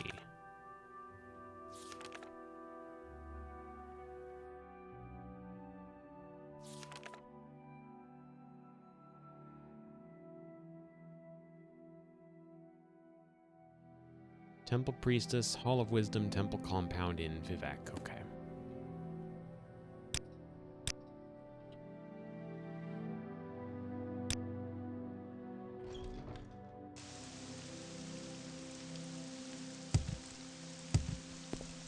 So, we go to Vivek. I don't remember what the quickest way to Vivek is. A little unfortunate.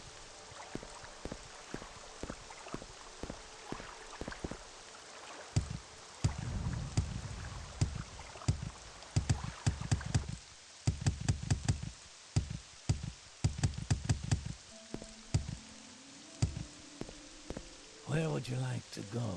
You're standing a little close to the edge there. Not that it's Where would ultimately you my like to concern, I go? guess, as long as you're confident in your footing. I'm not confident in your footing, though.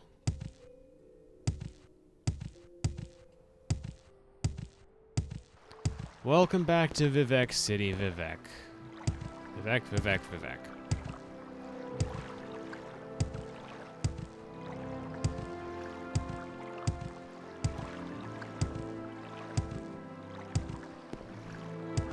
So I'm looking for Mayra Milo. I believe she's in the Temple District. All the way the other end. But just to make sure, just so I don't go wandering in the wrong direction there. Mayra Milo, Hall of Wisdom in the Temple Compound. Okay.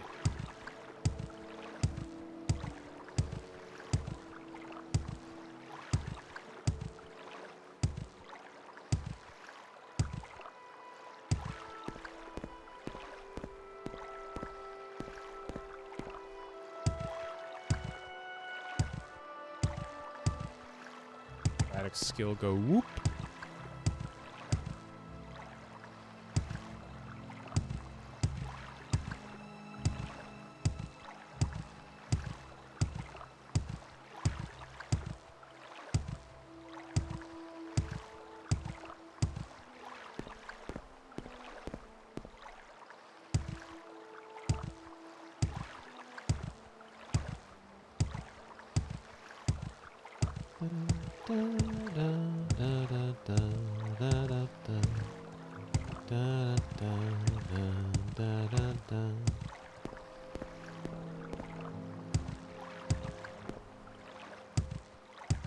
We're watching you. Yeah, I know. Don't you worry. Hall of Wisdom.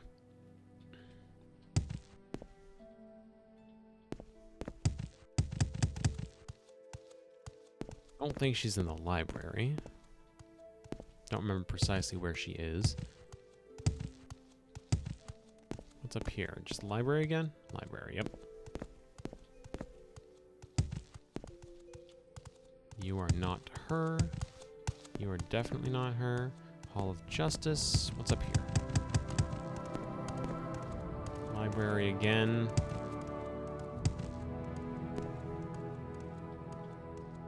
Milo's quarters, canon offices.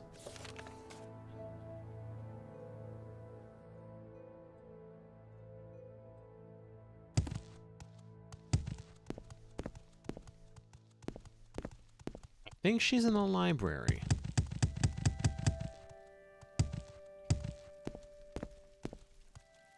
It's not going to be there. Hi. I'm here to ask about... Nope, don't have anything for me. Cool. Works just fine for me. The less I talk to the ordinators here, the better. Let's try the library. There's no time for talk now. Go. There's no time for talk now. Go. We're watching you. Looks like increased presence, alright. House of Troubles, Invocation of Azura. Constellations of Prayer, Eastern Provinces. Interesting, there's a book missing. Watch yourself. We'll have no trouble watching you. The Cantatas of Vivek, the House of Troubles, the Book of Dawn and Dusk. Is she actually nowhere around? Find someone else to bother. No, I'm gonna bother you. I'm looking for Mayra Milo. She works here in the library.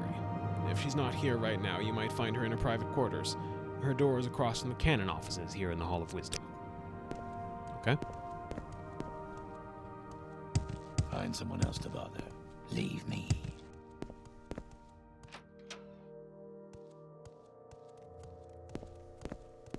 guys have some really scratchy voices. It's rubbing off on mine a little bit. I don't know if anyone can tell.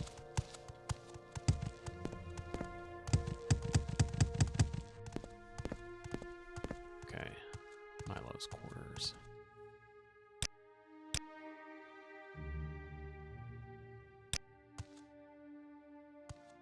Let's see. What do I have?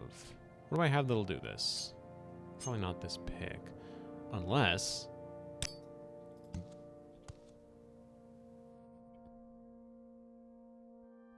suppose I use the ring first. Okay, that was a double click. Didn't mean to do that. Very cool. My crime has been reported. All right. No.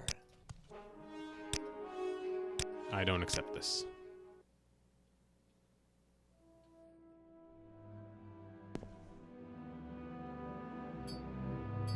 Ring. Wait, do I have... don't I just have a spell that should open this fine?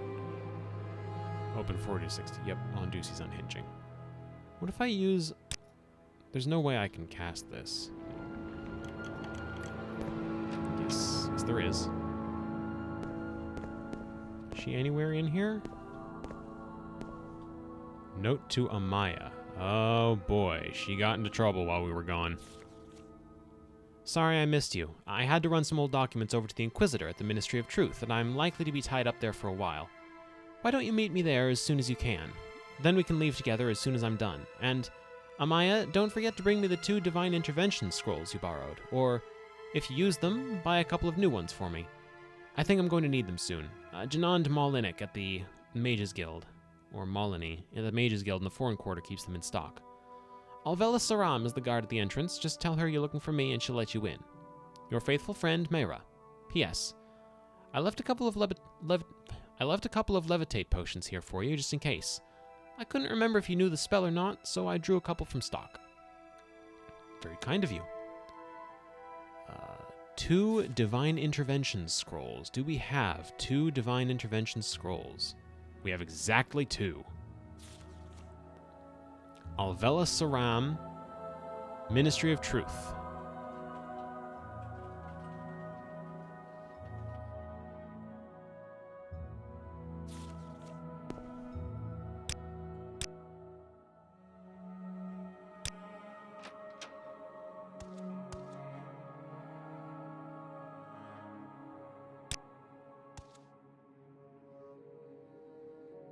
I wonder, are we about to have to deal with a jailbreak? Because it sounds to me like we need to bust her out of there.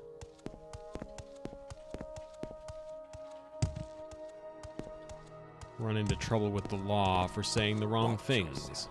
We'll have no trouble here. Hall of Justice. Let's investigate that. See if this is at all connected to where we need to be, because... Ministry of Truth Keep at all. moving. Ministry of Truth. Hall of Justice. Actually, come to think of it, isn't the Ministry of Truth a reference to 1984? That sounds like a reference to 1984.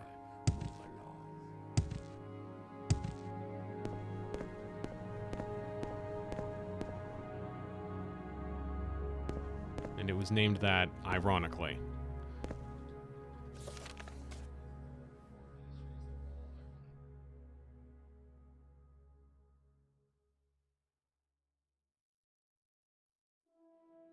Guard at the entrance.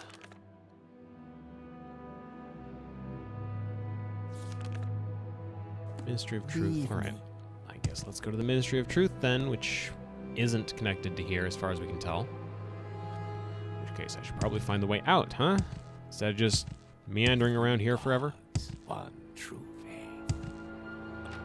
Let's try the temple. Yeah, okay, that's the temple as in Temple District. That's fine.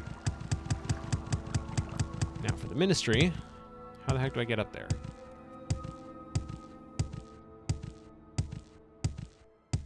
I'm sure there's someone else you can bother. Probably.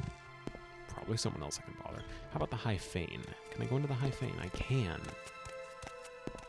Let's see.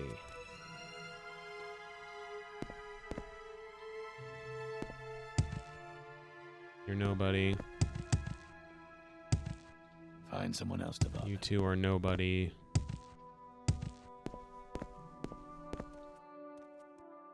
You're nobody. You're Annoying nobody. Outlanders. Annoying Outlanders. You look at yourself and you tell me I'm the one that's annoying. The heck? Coda flower. Coda flower? Okay. That's funny because Michael Kirkbride would later go on to write a little I don't know what you're talking.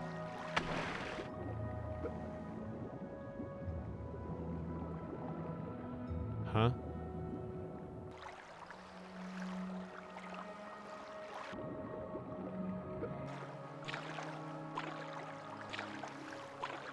What just happened?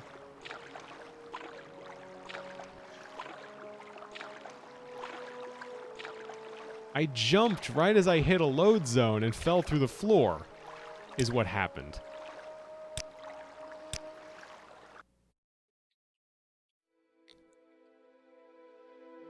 That's actually spectacular.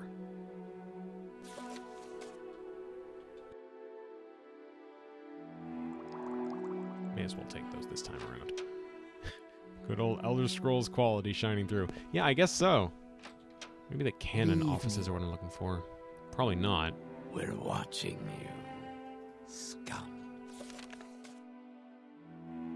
Alvela Saram. Do you know Alvela? You don't know anything. Ministry of Truth. That is not something you would tell the likes of me. Okay.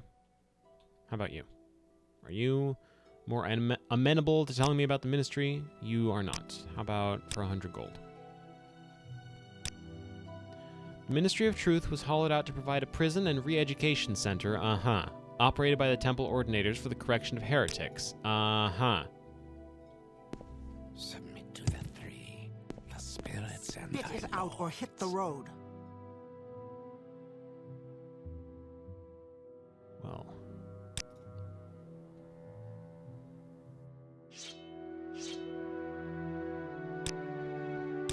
Try this again, and hopefully don't clip through the floor this time.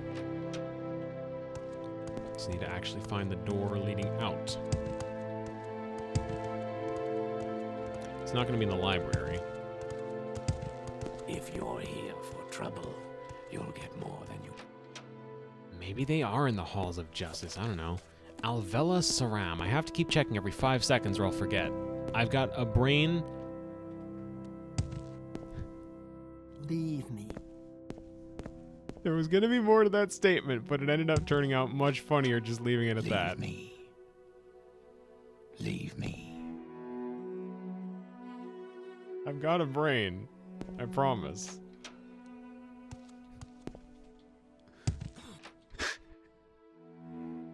Leave me. The size of a goldfish's is where I was going with that, but God, that turned out so much funnier. Goldfish actually do have good attention spans, from what I understand. They're not given enough credit for that.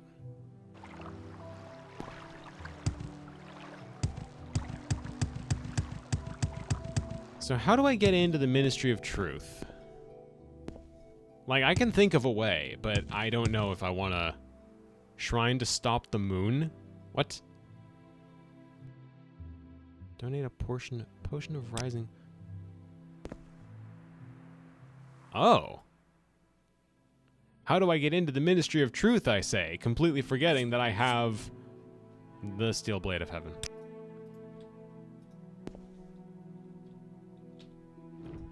Item does not have enough charge. Okay, alright, fine. That's cool. How about this Rising Force Potion instead, then?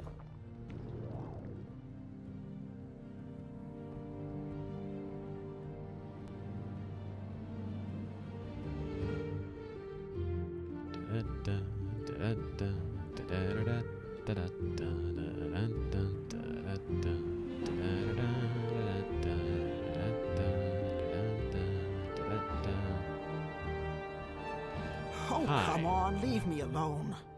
She really didn't want to see anyone floating up here today. Sucks to be her. Hello?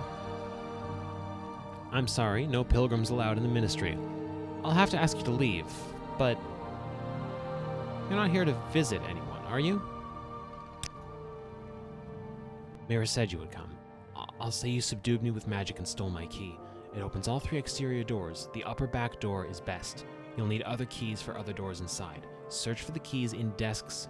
No one carries keys while on duty. Mira is in Prison Keep in the cell on the far right. She said you'd bring scrolls to get out. Some of us are sympathetic to the dissident priest, but kill an ordinator and you'll lose that sympathy. Here's the key to the entrance. Now get going. Okay. All 3 exterior doors, upper back is best.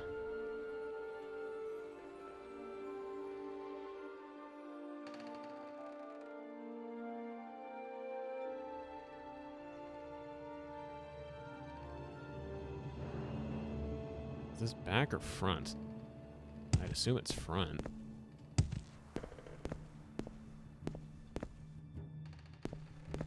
Upper back. All 3 doors, she says.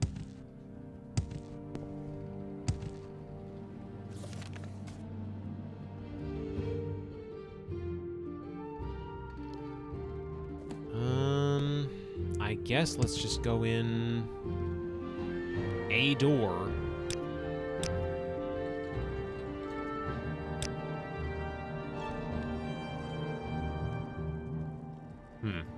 This might not be great. I wonder if there's maybe a reason that they gave us this chameleon spell.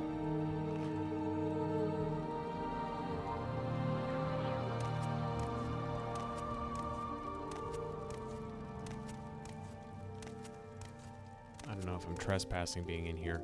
A worn cavern door.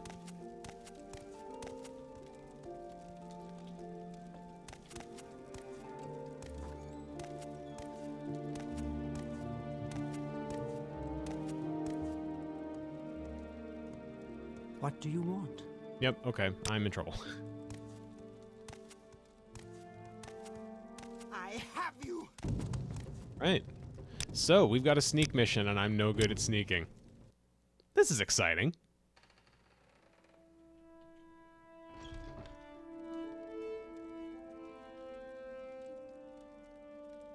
Let's see.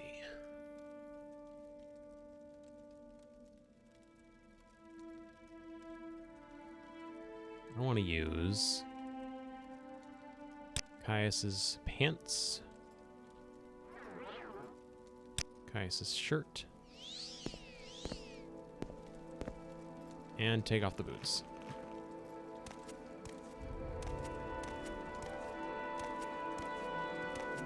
It's in here. Okay, we've got another guard in here.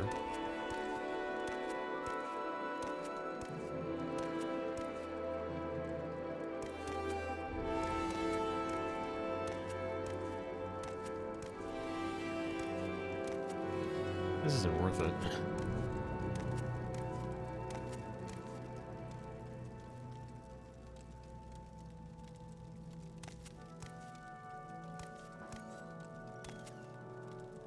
This isn't worth it at all.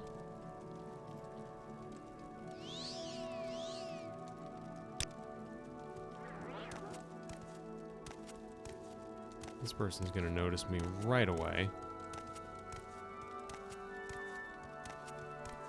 Calls for the guards, right? What do you want?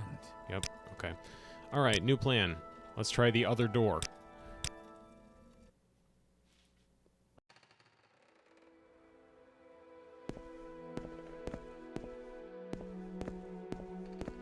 She said there were 3. Upper back is the one she mentioned. I'm guessing that's this one.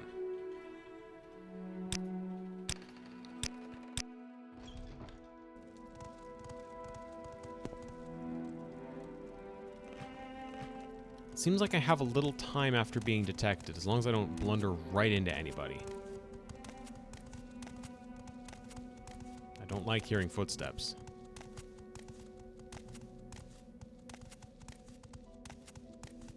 Just gotta not blunder into...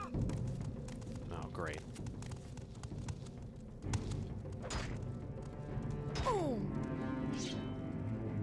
Alright, I don't have to take this.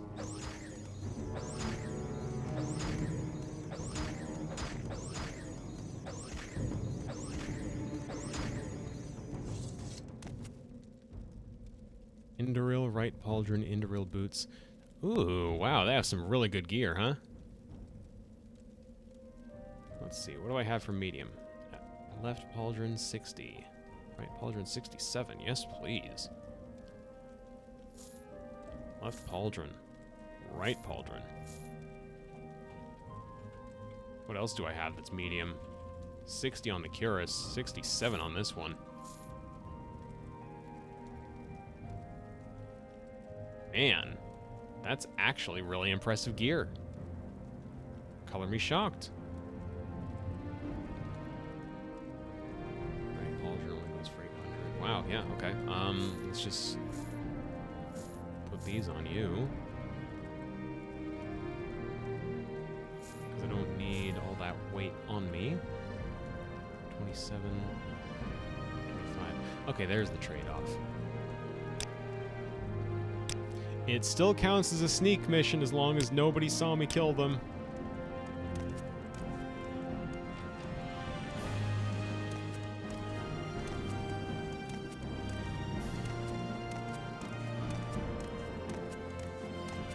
Pretty sure that's how it works, right?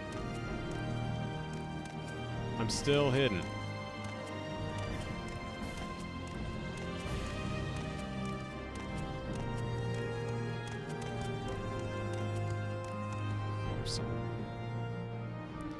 This game has more than one song, it's just that the other ones are a bit quiet. They'll be better about it come Oblivion/Skyrim. You gonna attack me? No, you're just gonna ignore me?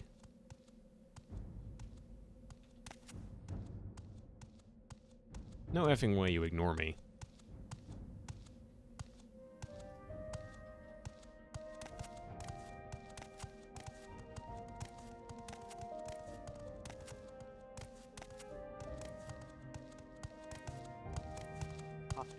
What do you want? Okay. Die, Thatcher. My crime has been reported. Alright. Well, can my crime stay reported if the one who reported it has died mysteriously to 70 claymores to the face? Happens all the time. It could be anyone that did that, right? They'll never know. They'll never know what happened. It's a mystery.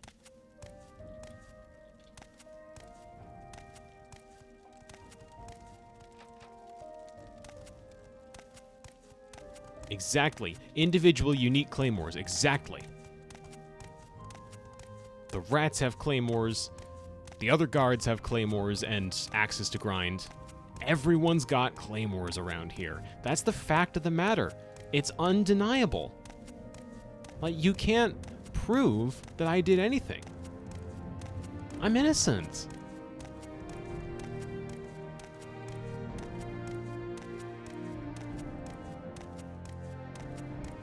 My sibling chimes in the background saying, if there's no guards left alive, they can't detect me. And you know what? They're completely right. They're totally right. Lock level 10. We'll see about that. Won't we? Journeyman's lockpick.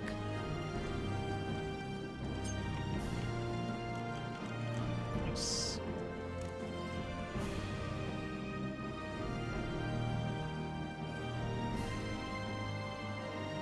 Let's get my Fiend Katana out. Perfect for stealth. Oh boy. Oh boy.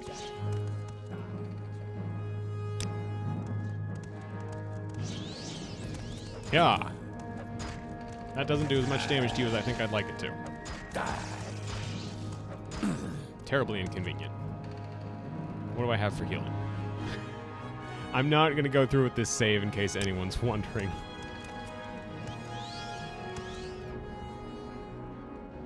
Re-equip my Dwarven shield. Take this guy out. If I can. If I can. I have potions.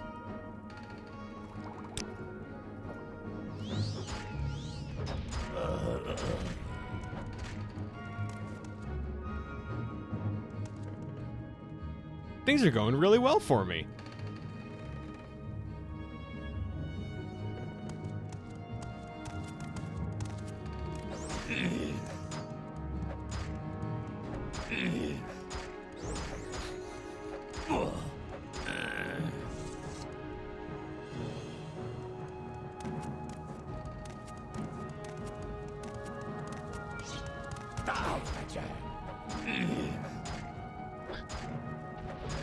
I can't believe this is working nearly this well.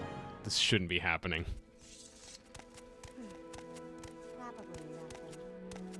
Probably nothing. Yeah, I don't think it was anything. Nothing happened.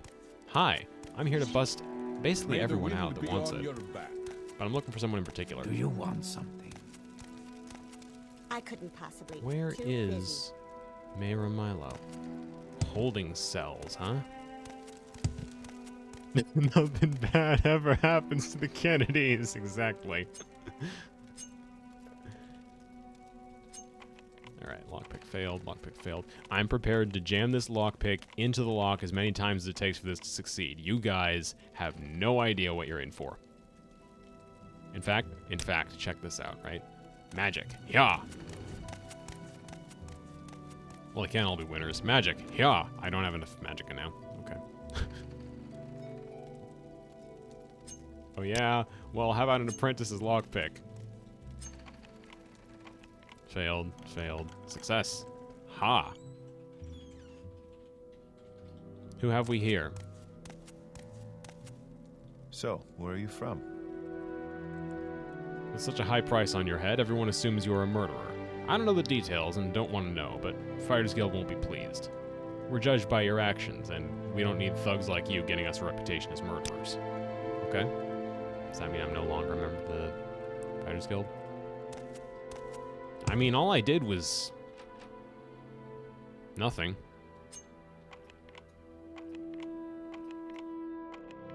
I didn't do anything.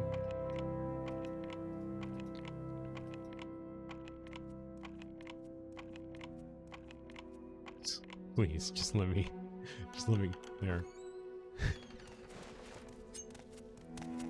One of these holding cells. Annoying. One of these has to be the one I'm looking for. I don't have time for you. Nothing to do with me, mate. Ain't shifting. Did the crime and doing me time. It's a fair cop. I'm doing me time and walking free, else me poor mum would be worrying herself sick. Okay. May the wind be on your back. See, you understand me. I haven't done anything wrong ever. I'm not doing anything illegal with this lockpick and this locked door in this, jail. Mayra! Is there something I can do for you, Outlander? Personally, I really respect you, but you are a notorious outlaw, and until you have cleared your name or paid your debt to society, I will become increasingly reluctant to associate with you. Let's talk about Caius. He's gone back to the Imperial City. He says he's been recalled. I wonder. I never know what he's thinking. I think he's involved in something secret, something dangerous. I was hoping he might help us, and now he's gone. I don't know what to think. How about the lost prophecies? We can't talk now, but in the Apocrypha, the hidden teachings of the temple, there are several extensive references to lost prophecies. Prophecies no longer current among the Ashlanders, but recorded by earlier temple pilgrims and scholars. And I think you'll find what you're looking for in the libraries of Holamayan. It's a secret monastery of the dissident priests. The monastery itself is hidden beneath the surface of a remote island along Azura's coast, with only a single entrance hidden from view by hills and vegetation. The monastery is further protected by a magical shield which opens only at dawn and dusk, the magical twilight hours sacred to Azura. I see.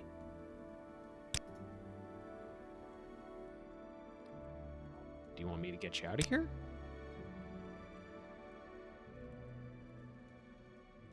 Okay, apparently not. She doesn't want me to have anything to do with her. Until I've repaid my debt to society. I wonder. I've got a curiosity that needs looking into. What happens? I'm still missing a helmet. Do you think they'll recognize my hat? Do you think they'll recognize my hat?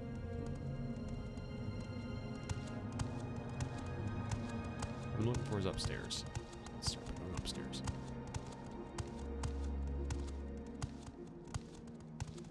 I don't know if I want the hat to be iconic in this context. That seems like an inconvenience to me presently.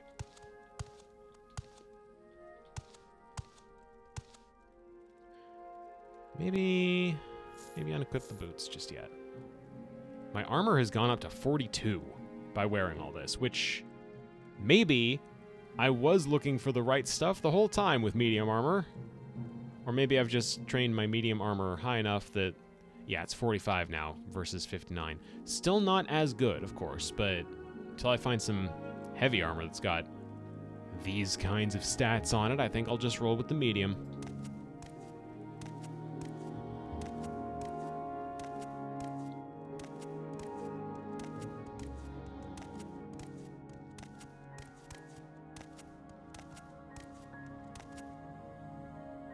Let's see. Black pants. Black shirt.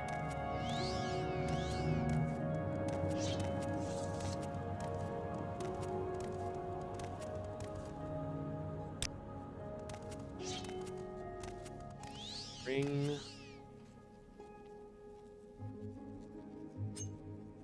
Lockpick.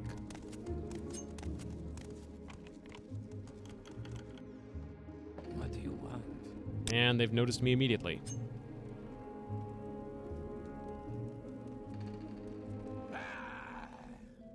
You Inwa. You Sort of. Inwa. Not exactly. Still got the chameleon up.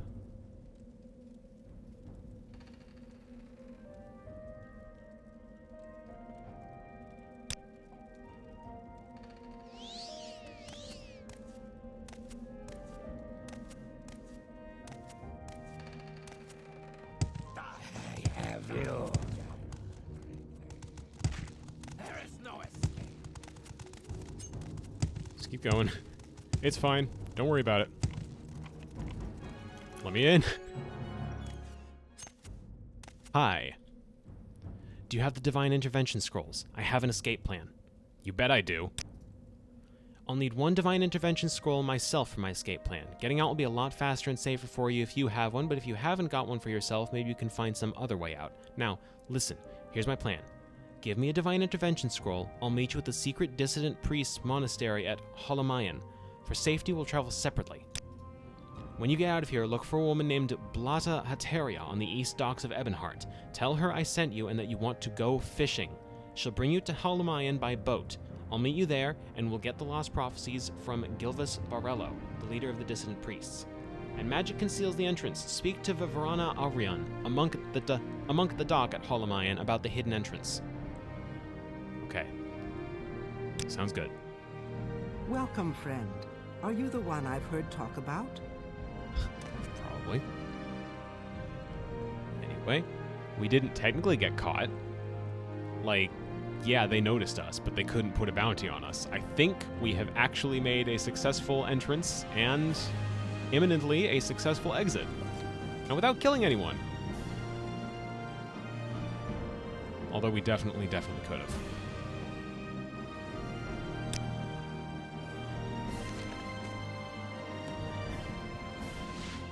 Oof, I'm gone. I was never here. Oh, and I should probably equip my boots. Although the question is, which boots? The Indoril or the Steel Greaves? Steel Greaves boost me to 44? 48. Okay, I have my answer. I feel like this armor set is too good. Like, it's got to have something tricky about it, right? I remember reading somewhere there's like a set of armor that'll get you attacked if you're wearing it, and I'm worried I might be wearing it right now. And I might have put my adamantium that would have made me fine on a body at the Ministry of Truth. Oh boy.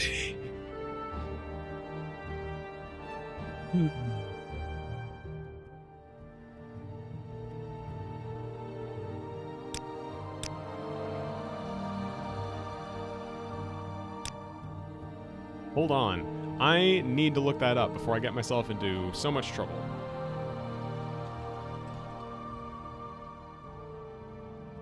House Indoril armor.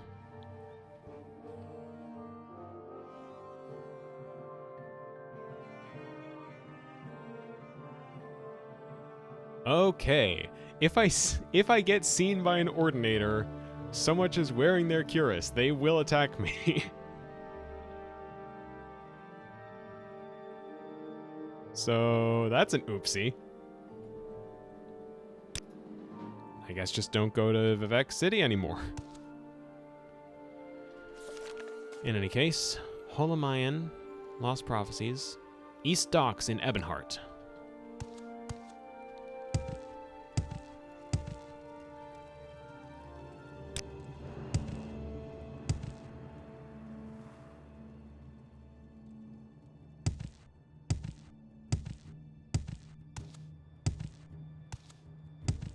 East Docks in Ebonheart. I say it again quieter this time because I'm not going the right way to get to the East Docks. In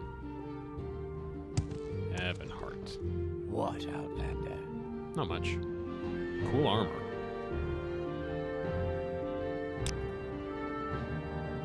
My bloodlust needs to be sated. I need to know what armor this guy's wearing.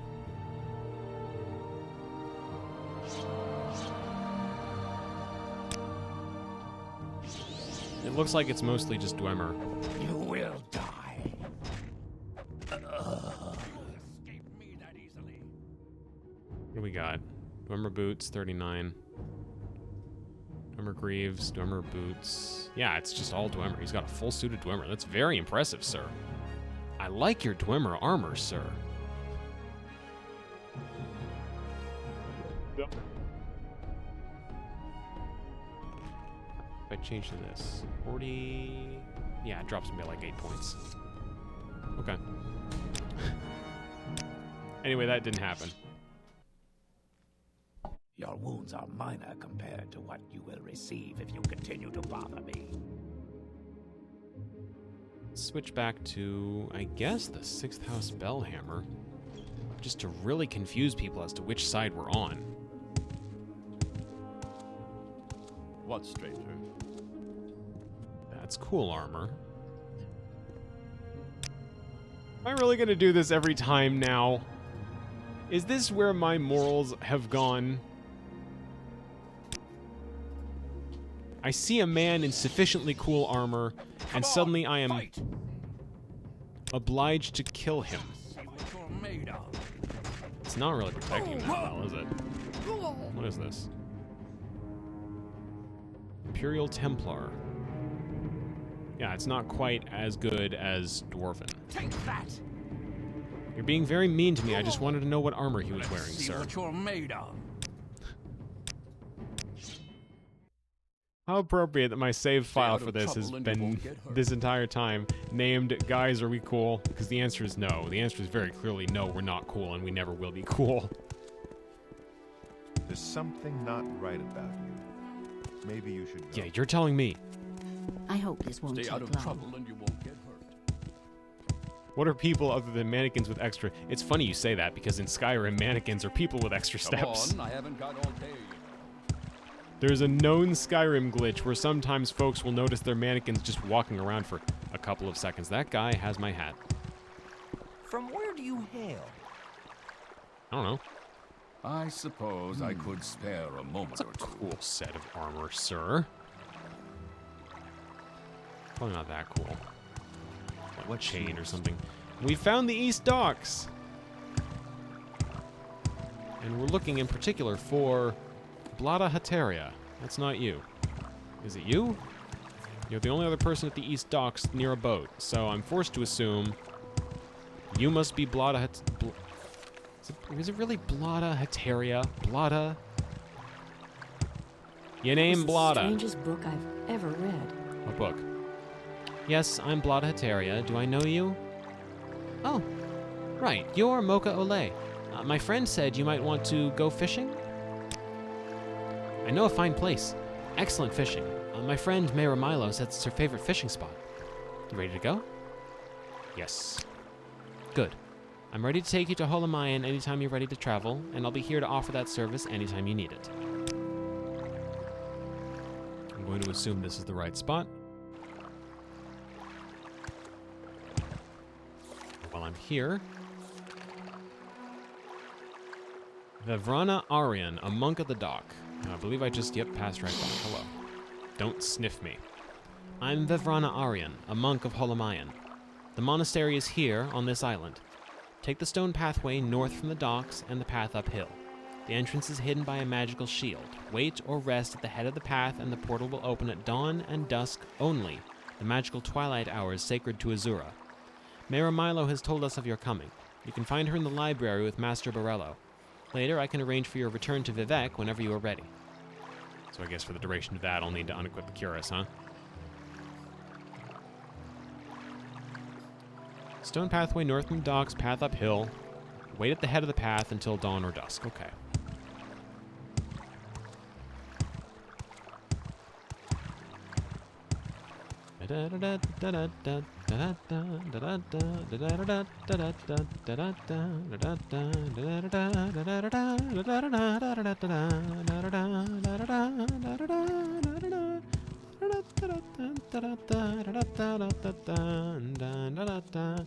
Oh, there's rats.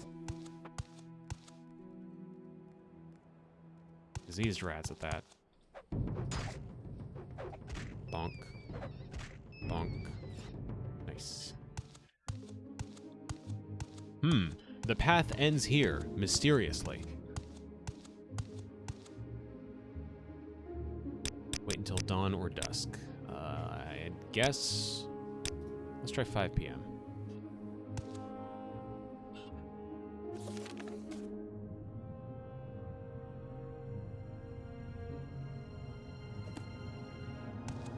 Does this count as dusk, or am I like...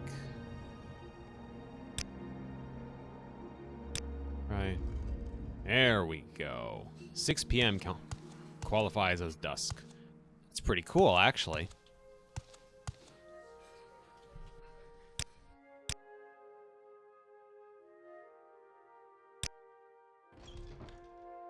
I think I misspelled that.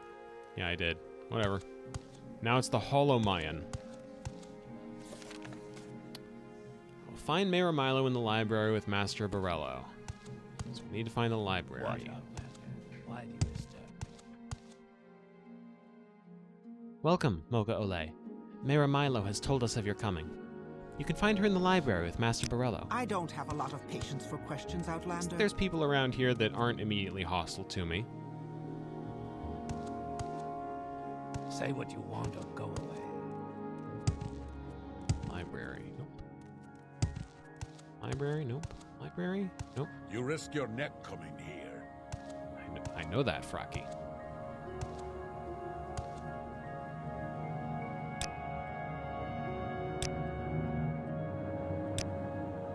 Do you want something?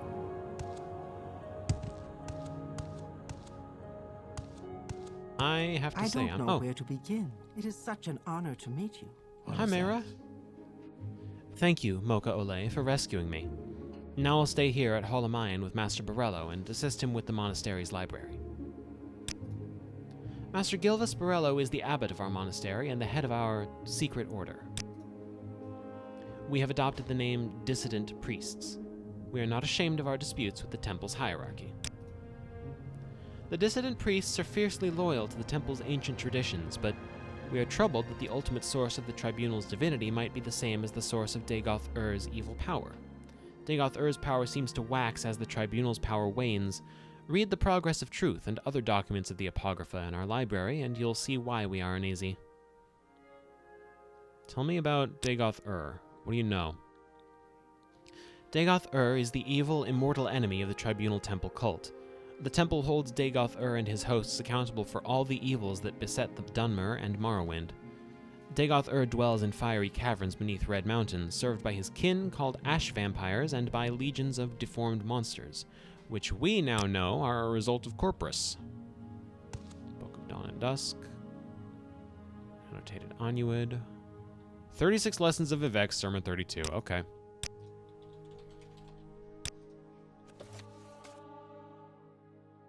Sermon 32 of the 36 Lessons of Vivec. The Scripture of the Mace. First. The pleasure of annihilation is the pleasure of disappearing into the unreal. All those that would challenge the sleeping world will seek membership in this movement. I denounce the alienation of the cloven duality with a hammer. Second. Take from me the lessons as a punishment for being mortal. To be made of dirt is to be treated as such by your jailers. This is the key and the lock of the Daedra. Why do you think they escaped the compromise? That actually has something. Compromise. The mention of compromise there, within context of lore, makes me think of the Aedra sacrificing their divinity to help create Nirn and mortality, where the, let me just check Discord real quick. Alright, everything's fine. The Aedra sacrificed themselves and their divinity to create Nirn and mortality, where the Daedra believed that that was a foolish mistake and kept their own divine power to themselves. I think that's the compromise being referred to there. Anyway, third, Velothi, your skin has become the pregnant darkness. My brooding has brought this on. Remember that Boethia asked you to become the color of bruise. How else to show yourselves people of the exodus into the vital? Pain. Fourth, the sage who is not an anvil, a conventional sentence and nothing more, by which I mean dead, the fourth walking way. Fifth, a proper comprehension of the virtues, stage managed and to be murdered. I can extract bits and pieces from this, but God help me if I try to figure out the whole thing they're saying here. Sixth, in the end, rejoice as a hostage released from drumming torment, but that savors his wound. The drum breaks, and you find it to be a nest of hornets, which is to say, your sleep is over.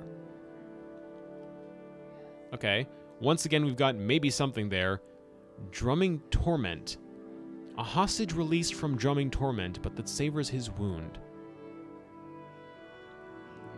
There's something about the heart of Lorkhan. Lorkhan's name is Doom Drum, according to old Elnafey language. Like, that's what Lorkhan translates to as Doom Drum. So I think there's something to the mention of drumming torment here.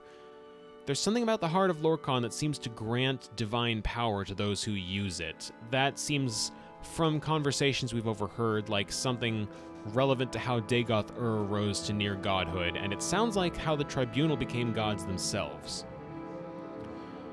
So, released from drumming torment, but that savors his wound. So, drumming torment.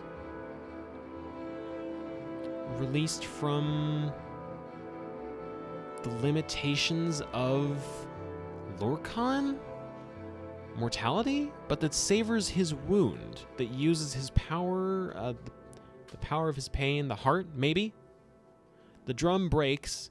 So the heart breaks, and you find it to be a nest of hornets, which is to say your sleep is over. I've got no idea. Seventh, the suspicious is spectacle, and the lie is only a theoretical inspiration? Those are words. Eighth, but then why, you ask, did the Daedra wish to meddle with the Orbis? It is because they are the radical critique, essential as all martyrs. That some are more evil than others is not an illusion, or rather, it is a necessary illusion. The ending of the words is Omsivi. Okay, alright. Well, there was something in there. Resting here is illegal. I'll need to find a bed. Okay. And we've got Sermon 33. Okay. Sermon 33 right after.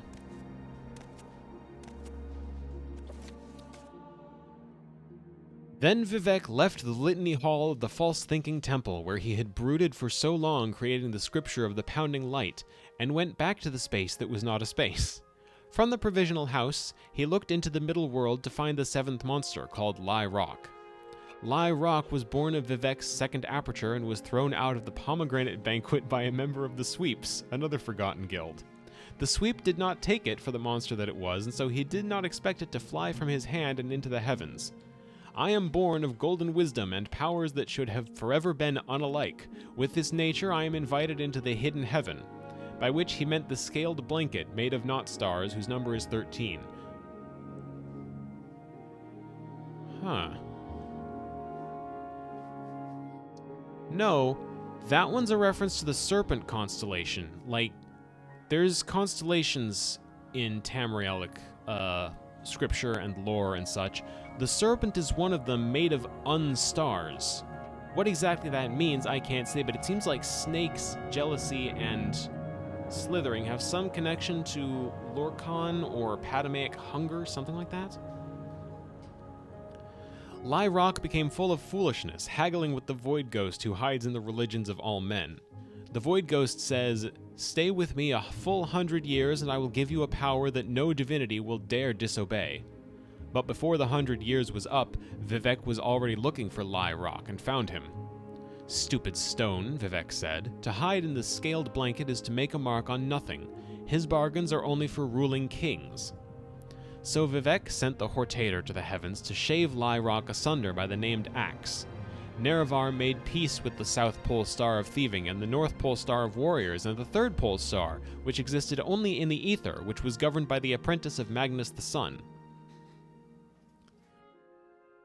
The Thief, the Warrior, and the Apprentice. Those are also constellations. They gave him leave to wander among their charges and gave him red sight by which to find Lyrock in the hidden heaven.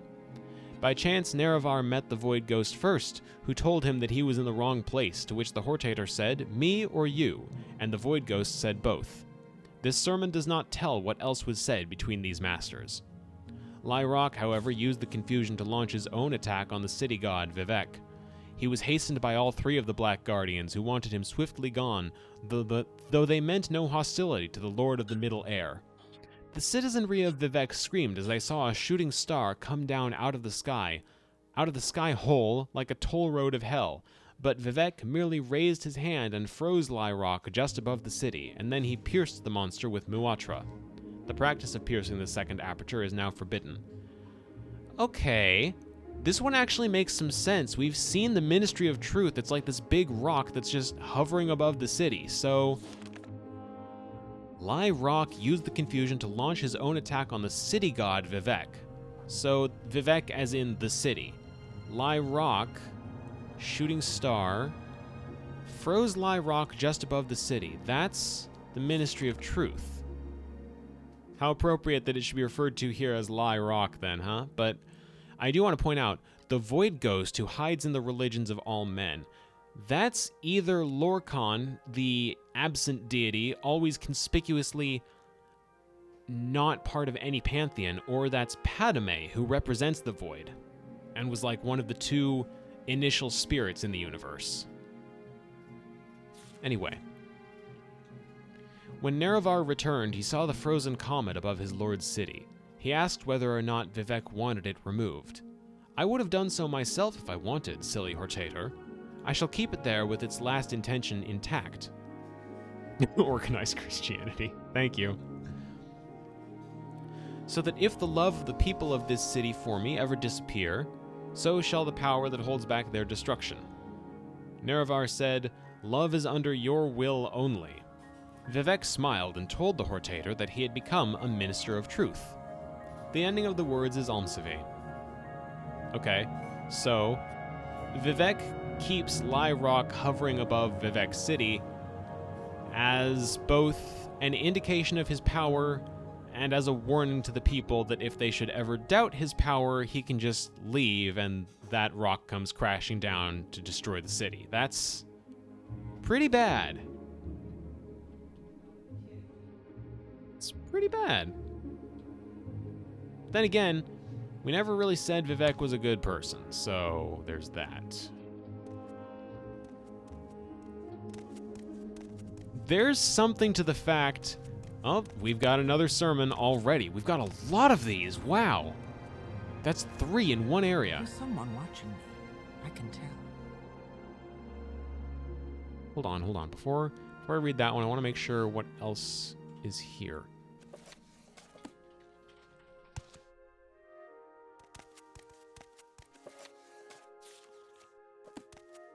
What up? The Tatas of Why Vivek, do you that's not it. disturb me?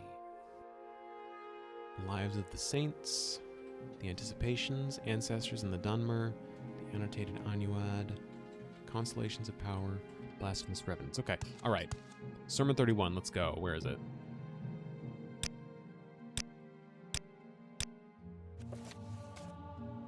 Many more years passed in Resdania, and the high priests of the Dwemer were almost ready to make war on the rulers of Veloth. The Hortator had become the husband of Iam during this time, and the first saint of the Triune Way. Vivek had tired of fighting his sons and daughters, and so took a respite from trying to find them. The Hortator said to his wife, "Where is Vivek, my teacher? I love him still, though he grows cold. His lamentations, if I may call them that, have changed the skin of the whole country. He is hardly to be found anywhere in Veloth of late. The people grow dark because of it."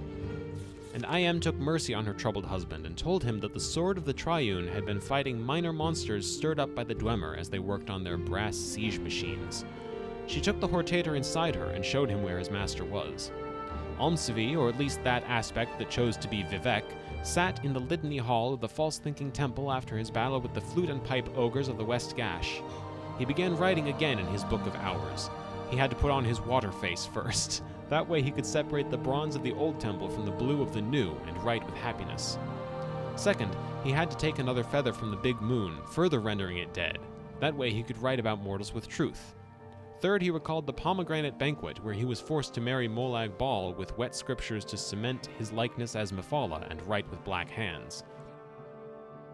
He wrote, "The last time I heard his voice showing the slightest sign of impatience, I learned to control myself and submit to the will of others.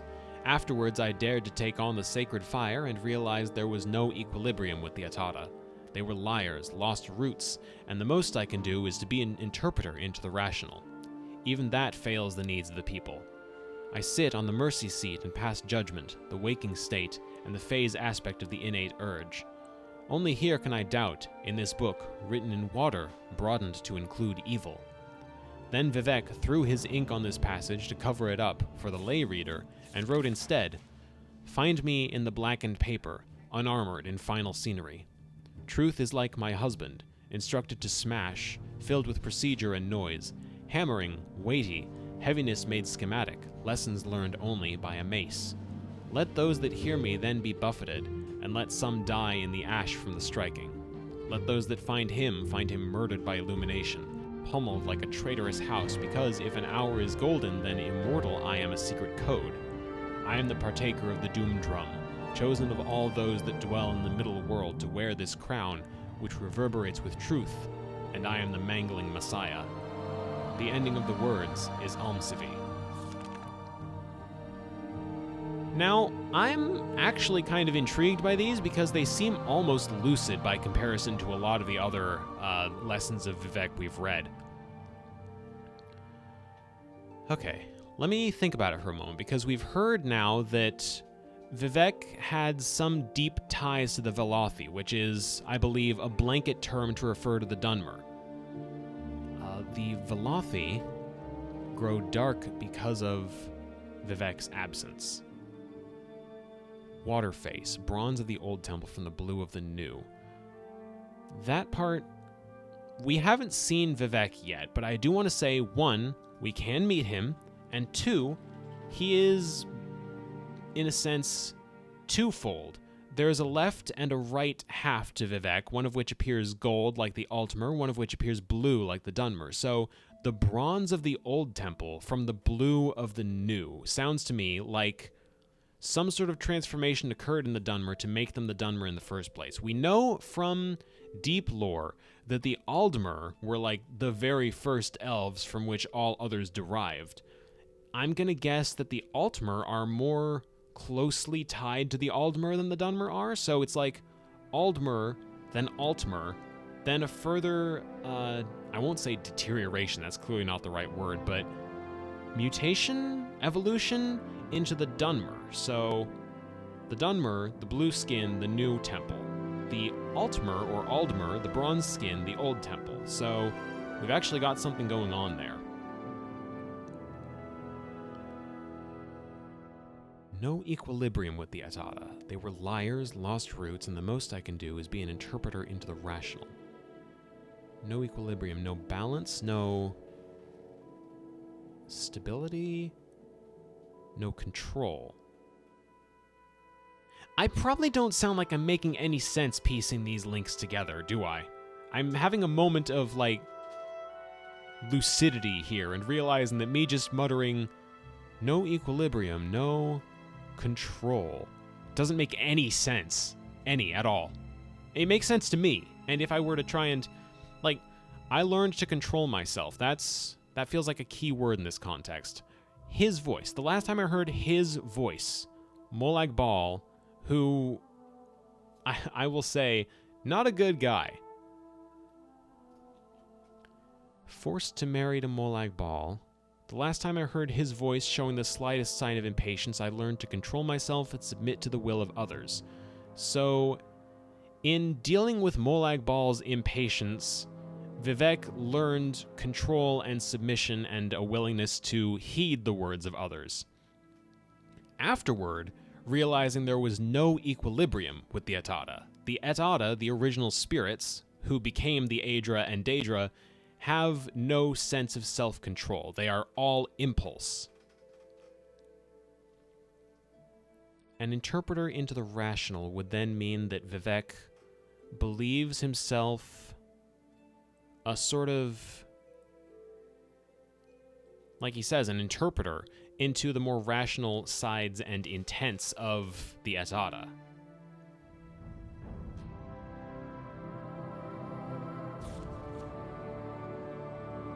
I don't know. I don't know about all of it, but the fact that I'm starting to make this much sense of it is either very concerning for my mental state or suggests that these are actual pieces that can be put together.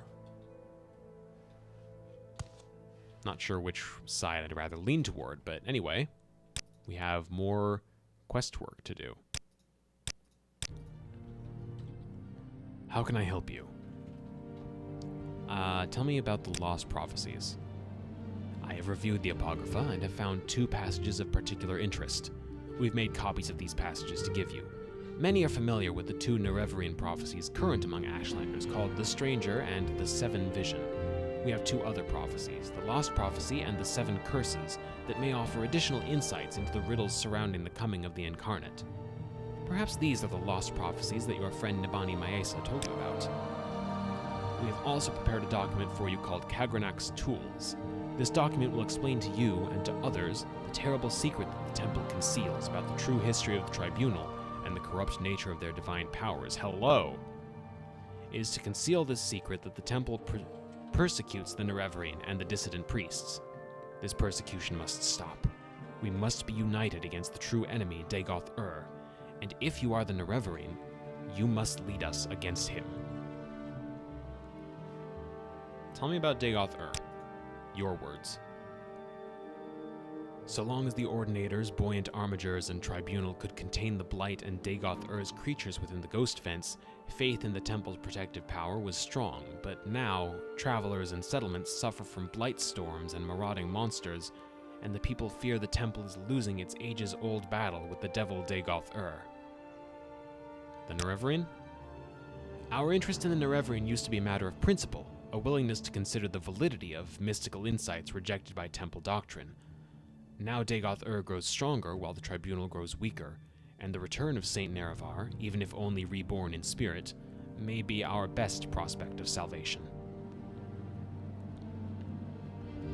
The Apocrypha? The Hieroglypha are the collected priestly writings of the Temple.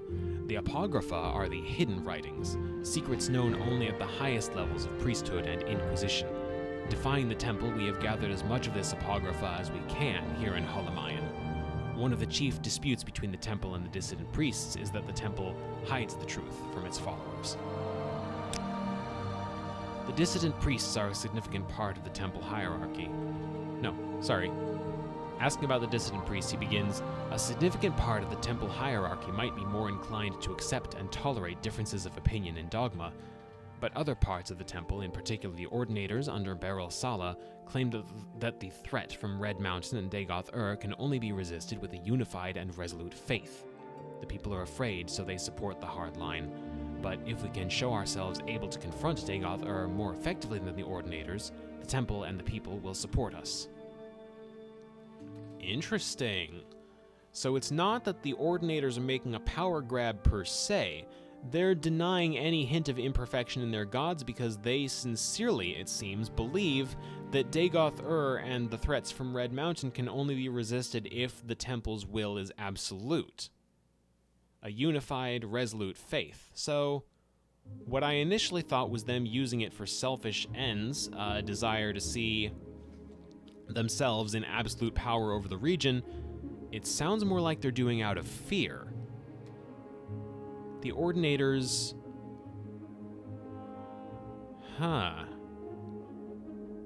See, that's interesting, because I was perfectly willing to accept that the Ordinators were just the bad guys through and through, and that's not to say I'm absolving them of their sins, because it sounds like this whole re-education thing, the Ministry of Truth, etc., they are kind of terrifying the people and not giving them the full story about their gods, but they're doing it with the hope that by keeping the imperfections suppressed, they can make the gods out to be better than they really are, people will give them more tribute, and in doing so will give them enough power to maybe drive Dagoth Ur back. So they're doing it out of fear.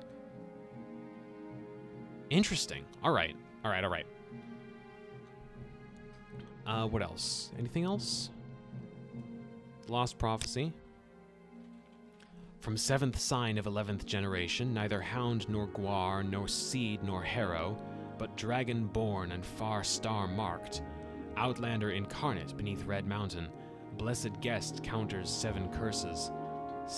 Star-blessed hand wields thrice-cursed blade to reap the harvest of the unmourned house. I've annotated your copy of the Lost Prophecy with our best efforts at interpretation, but a rough summary might be: an outlander, foreign-born but welcomed as a guest, confronts 7 curses beneath Red Mountain. His hand, blessed by Azura, uses a cursed blade to bring justice to House Dagoth, or House Dwemer, or both. The Nerevarine, an outlander. That wouldn't please many Ashlanders, and may explain how the prophecy got lost. I see.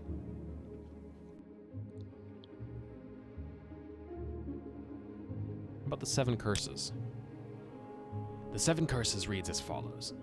Through the doors of the unmourned house, where scoffers scoff and schemers scheme, from the halls of the oath-breaking house, ring 7 curses of gods blasphemed.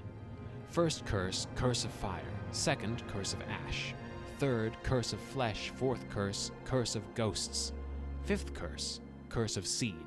Sixth curse, curse of despair. Seventh curse, curse of dreams. Your copy of the 7 curses bears our guesses at interpreting the verses. In short form, 7 curses come from House Dagoth or House Dwemer, or both. Fire and ash come from Red Mountain. Flesh is Corpus. Ghosts, seed, and despair are unclear, but Curse of Dreams seems to refer to recent cases of soul sickness and sleeper attacks in the towns. I see. What else? Oh, right, there was that bit that he gave us. What is it? Stranger, the 7 visions, the anticipation, smoke of dawn and dusk. Sermons, progress of truth, notes, deed to a house, directions to Caius, Kagranak's tools. Is it? Kagranak's tools? Yep, here we go. Give me a moment, need a drink. I guess we'll be wrapping up this session by reading through this.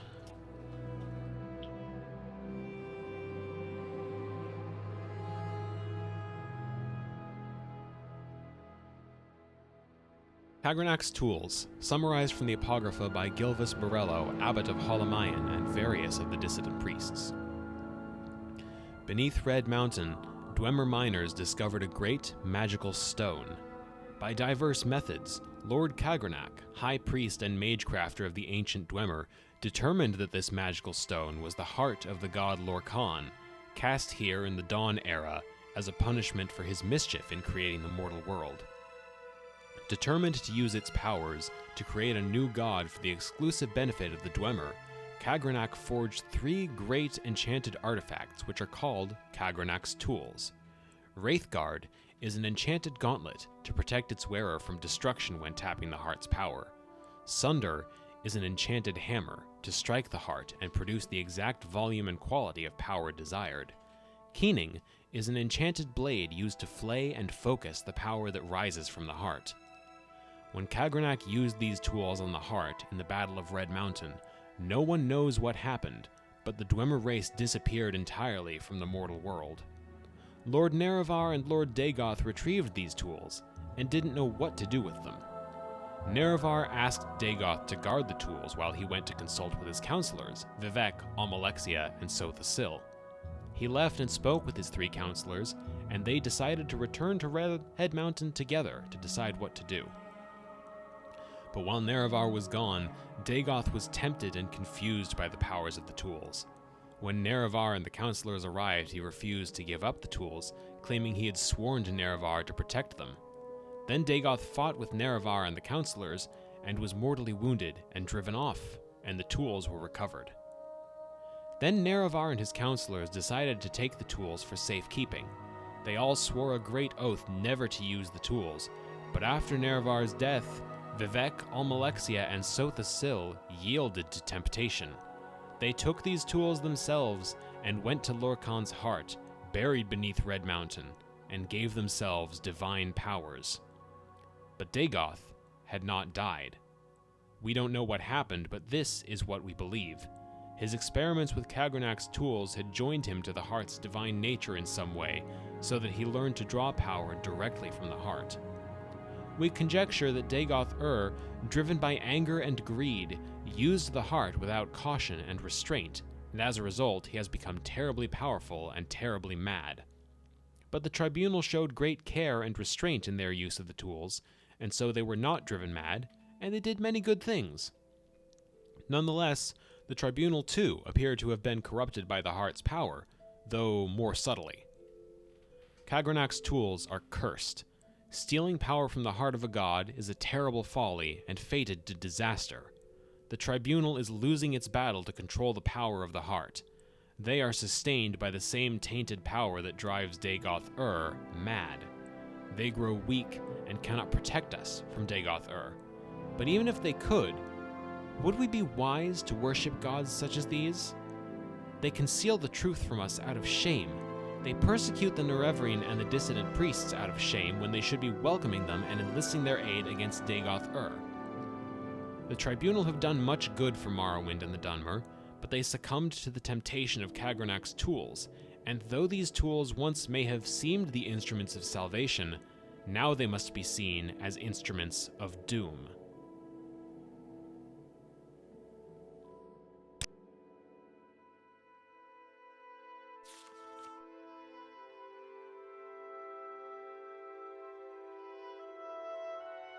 Now taking into account the message of Nerevar and Dagoth being friends, Dagoth using the tools, claiming he had sworn to Nerevar to protect them. A message from Dagoth Ur. Once we were friends and brothers, Lord Nerevar, in peace and in war. No houseman ever served you better or more faithfully. Yet beneath Red Mountain you struck me down as I guarded the treasure you bound me by oath to defend. It was a cruel blow, a bitter betrayal to be felled by your hand. The 6th house was not dead, but only sleeping. Now we wake from our long dream, coming forth to free Morrowind of foreign rulers and divine pretenders.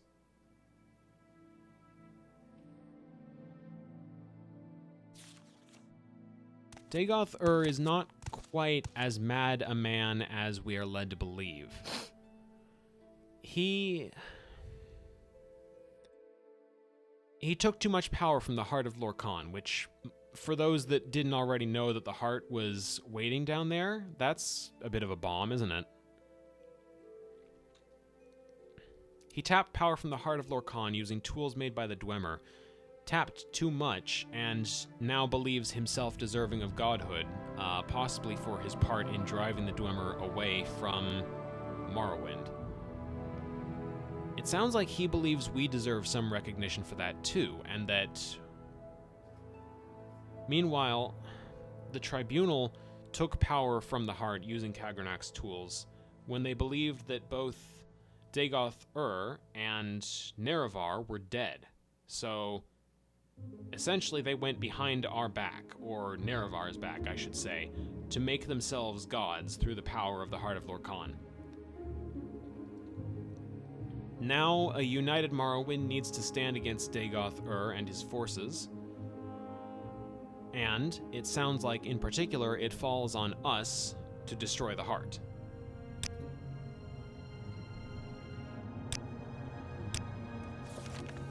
So...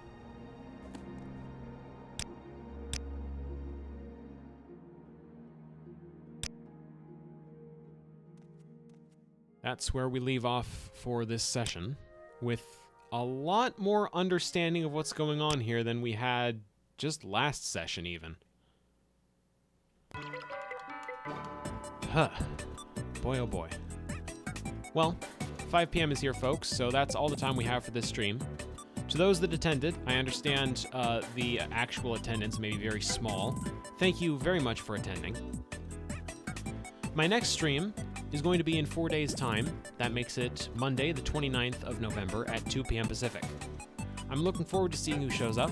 Before we go, the usual plugs. First, the stream archives, where I try to upload my previous streams within about an hour of the streams themselves finishing.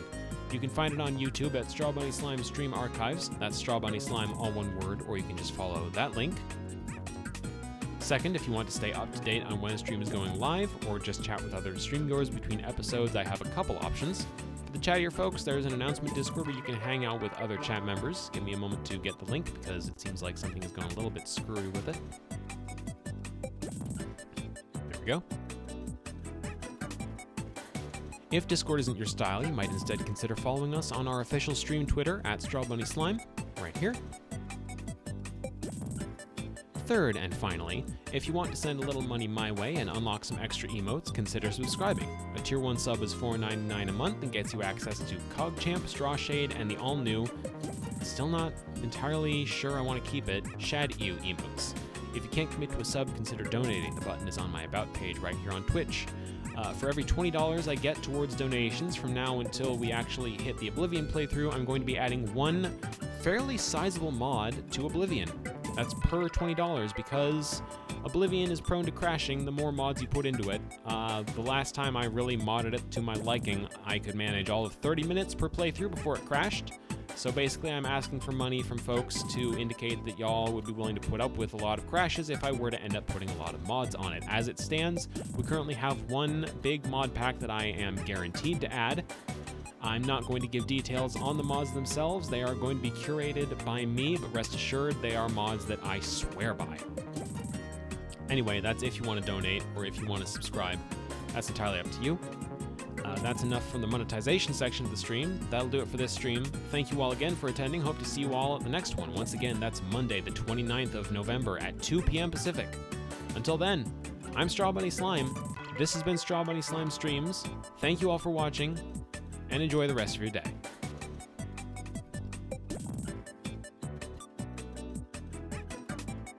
Oh, and before I forget to say it, Happy Thanksgiving!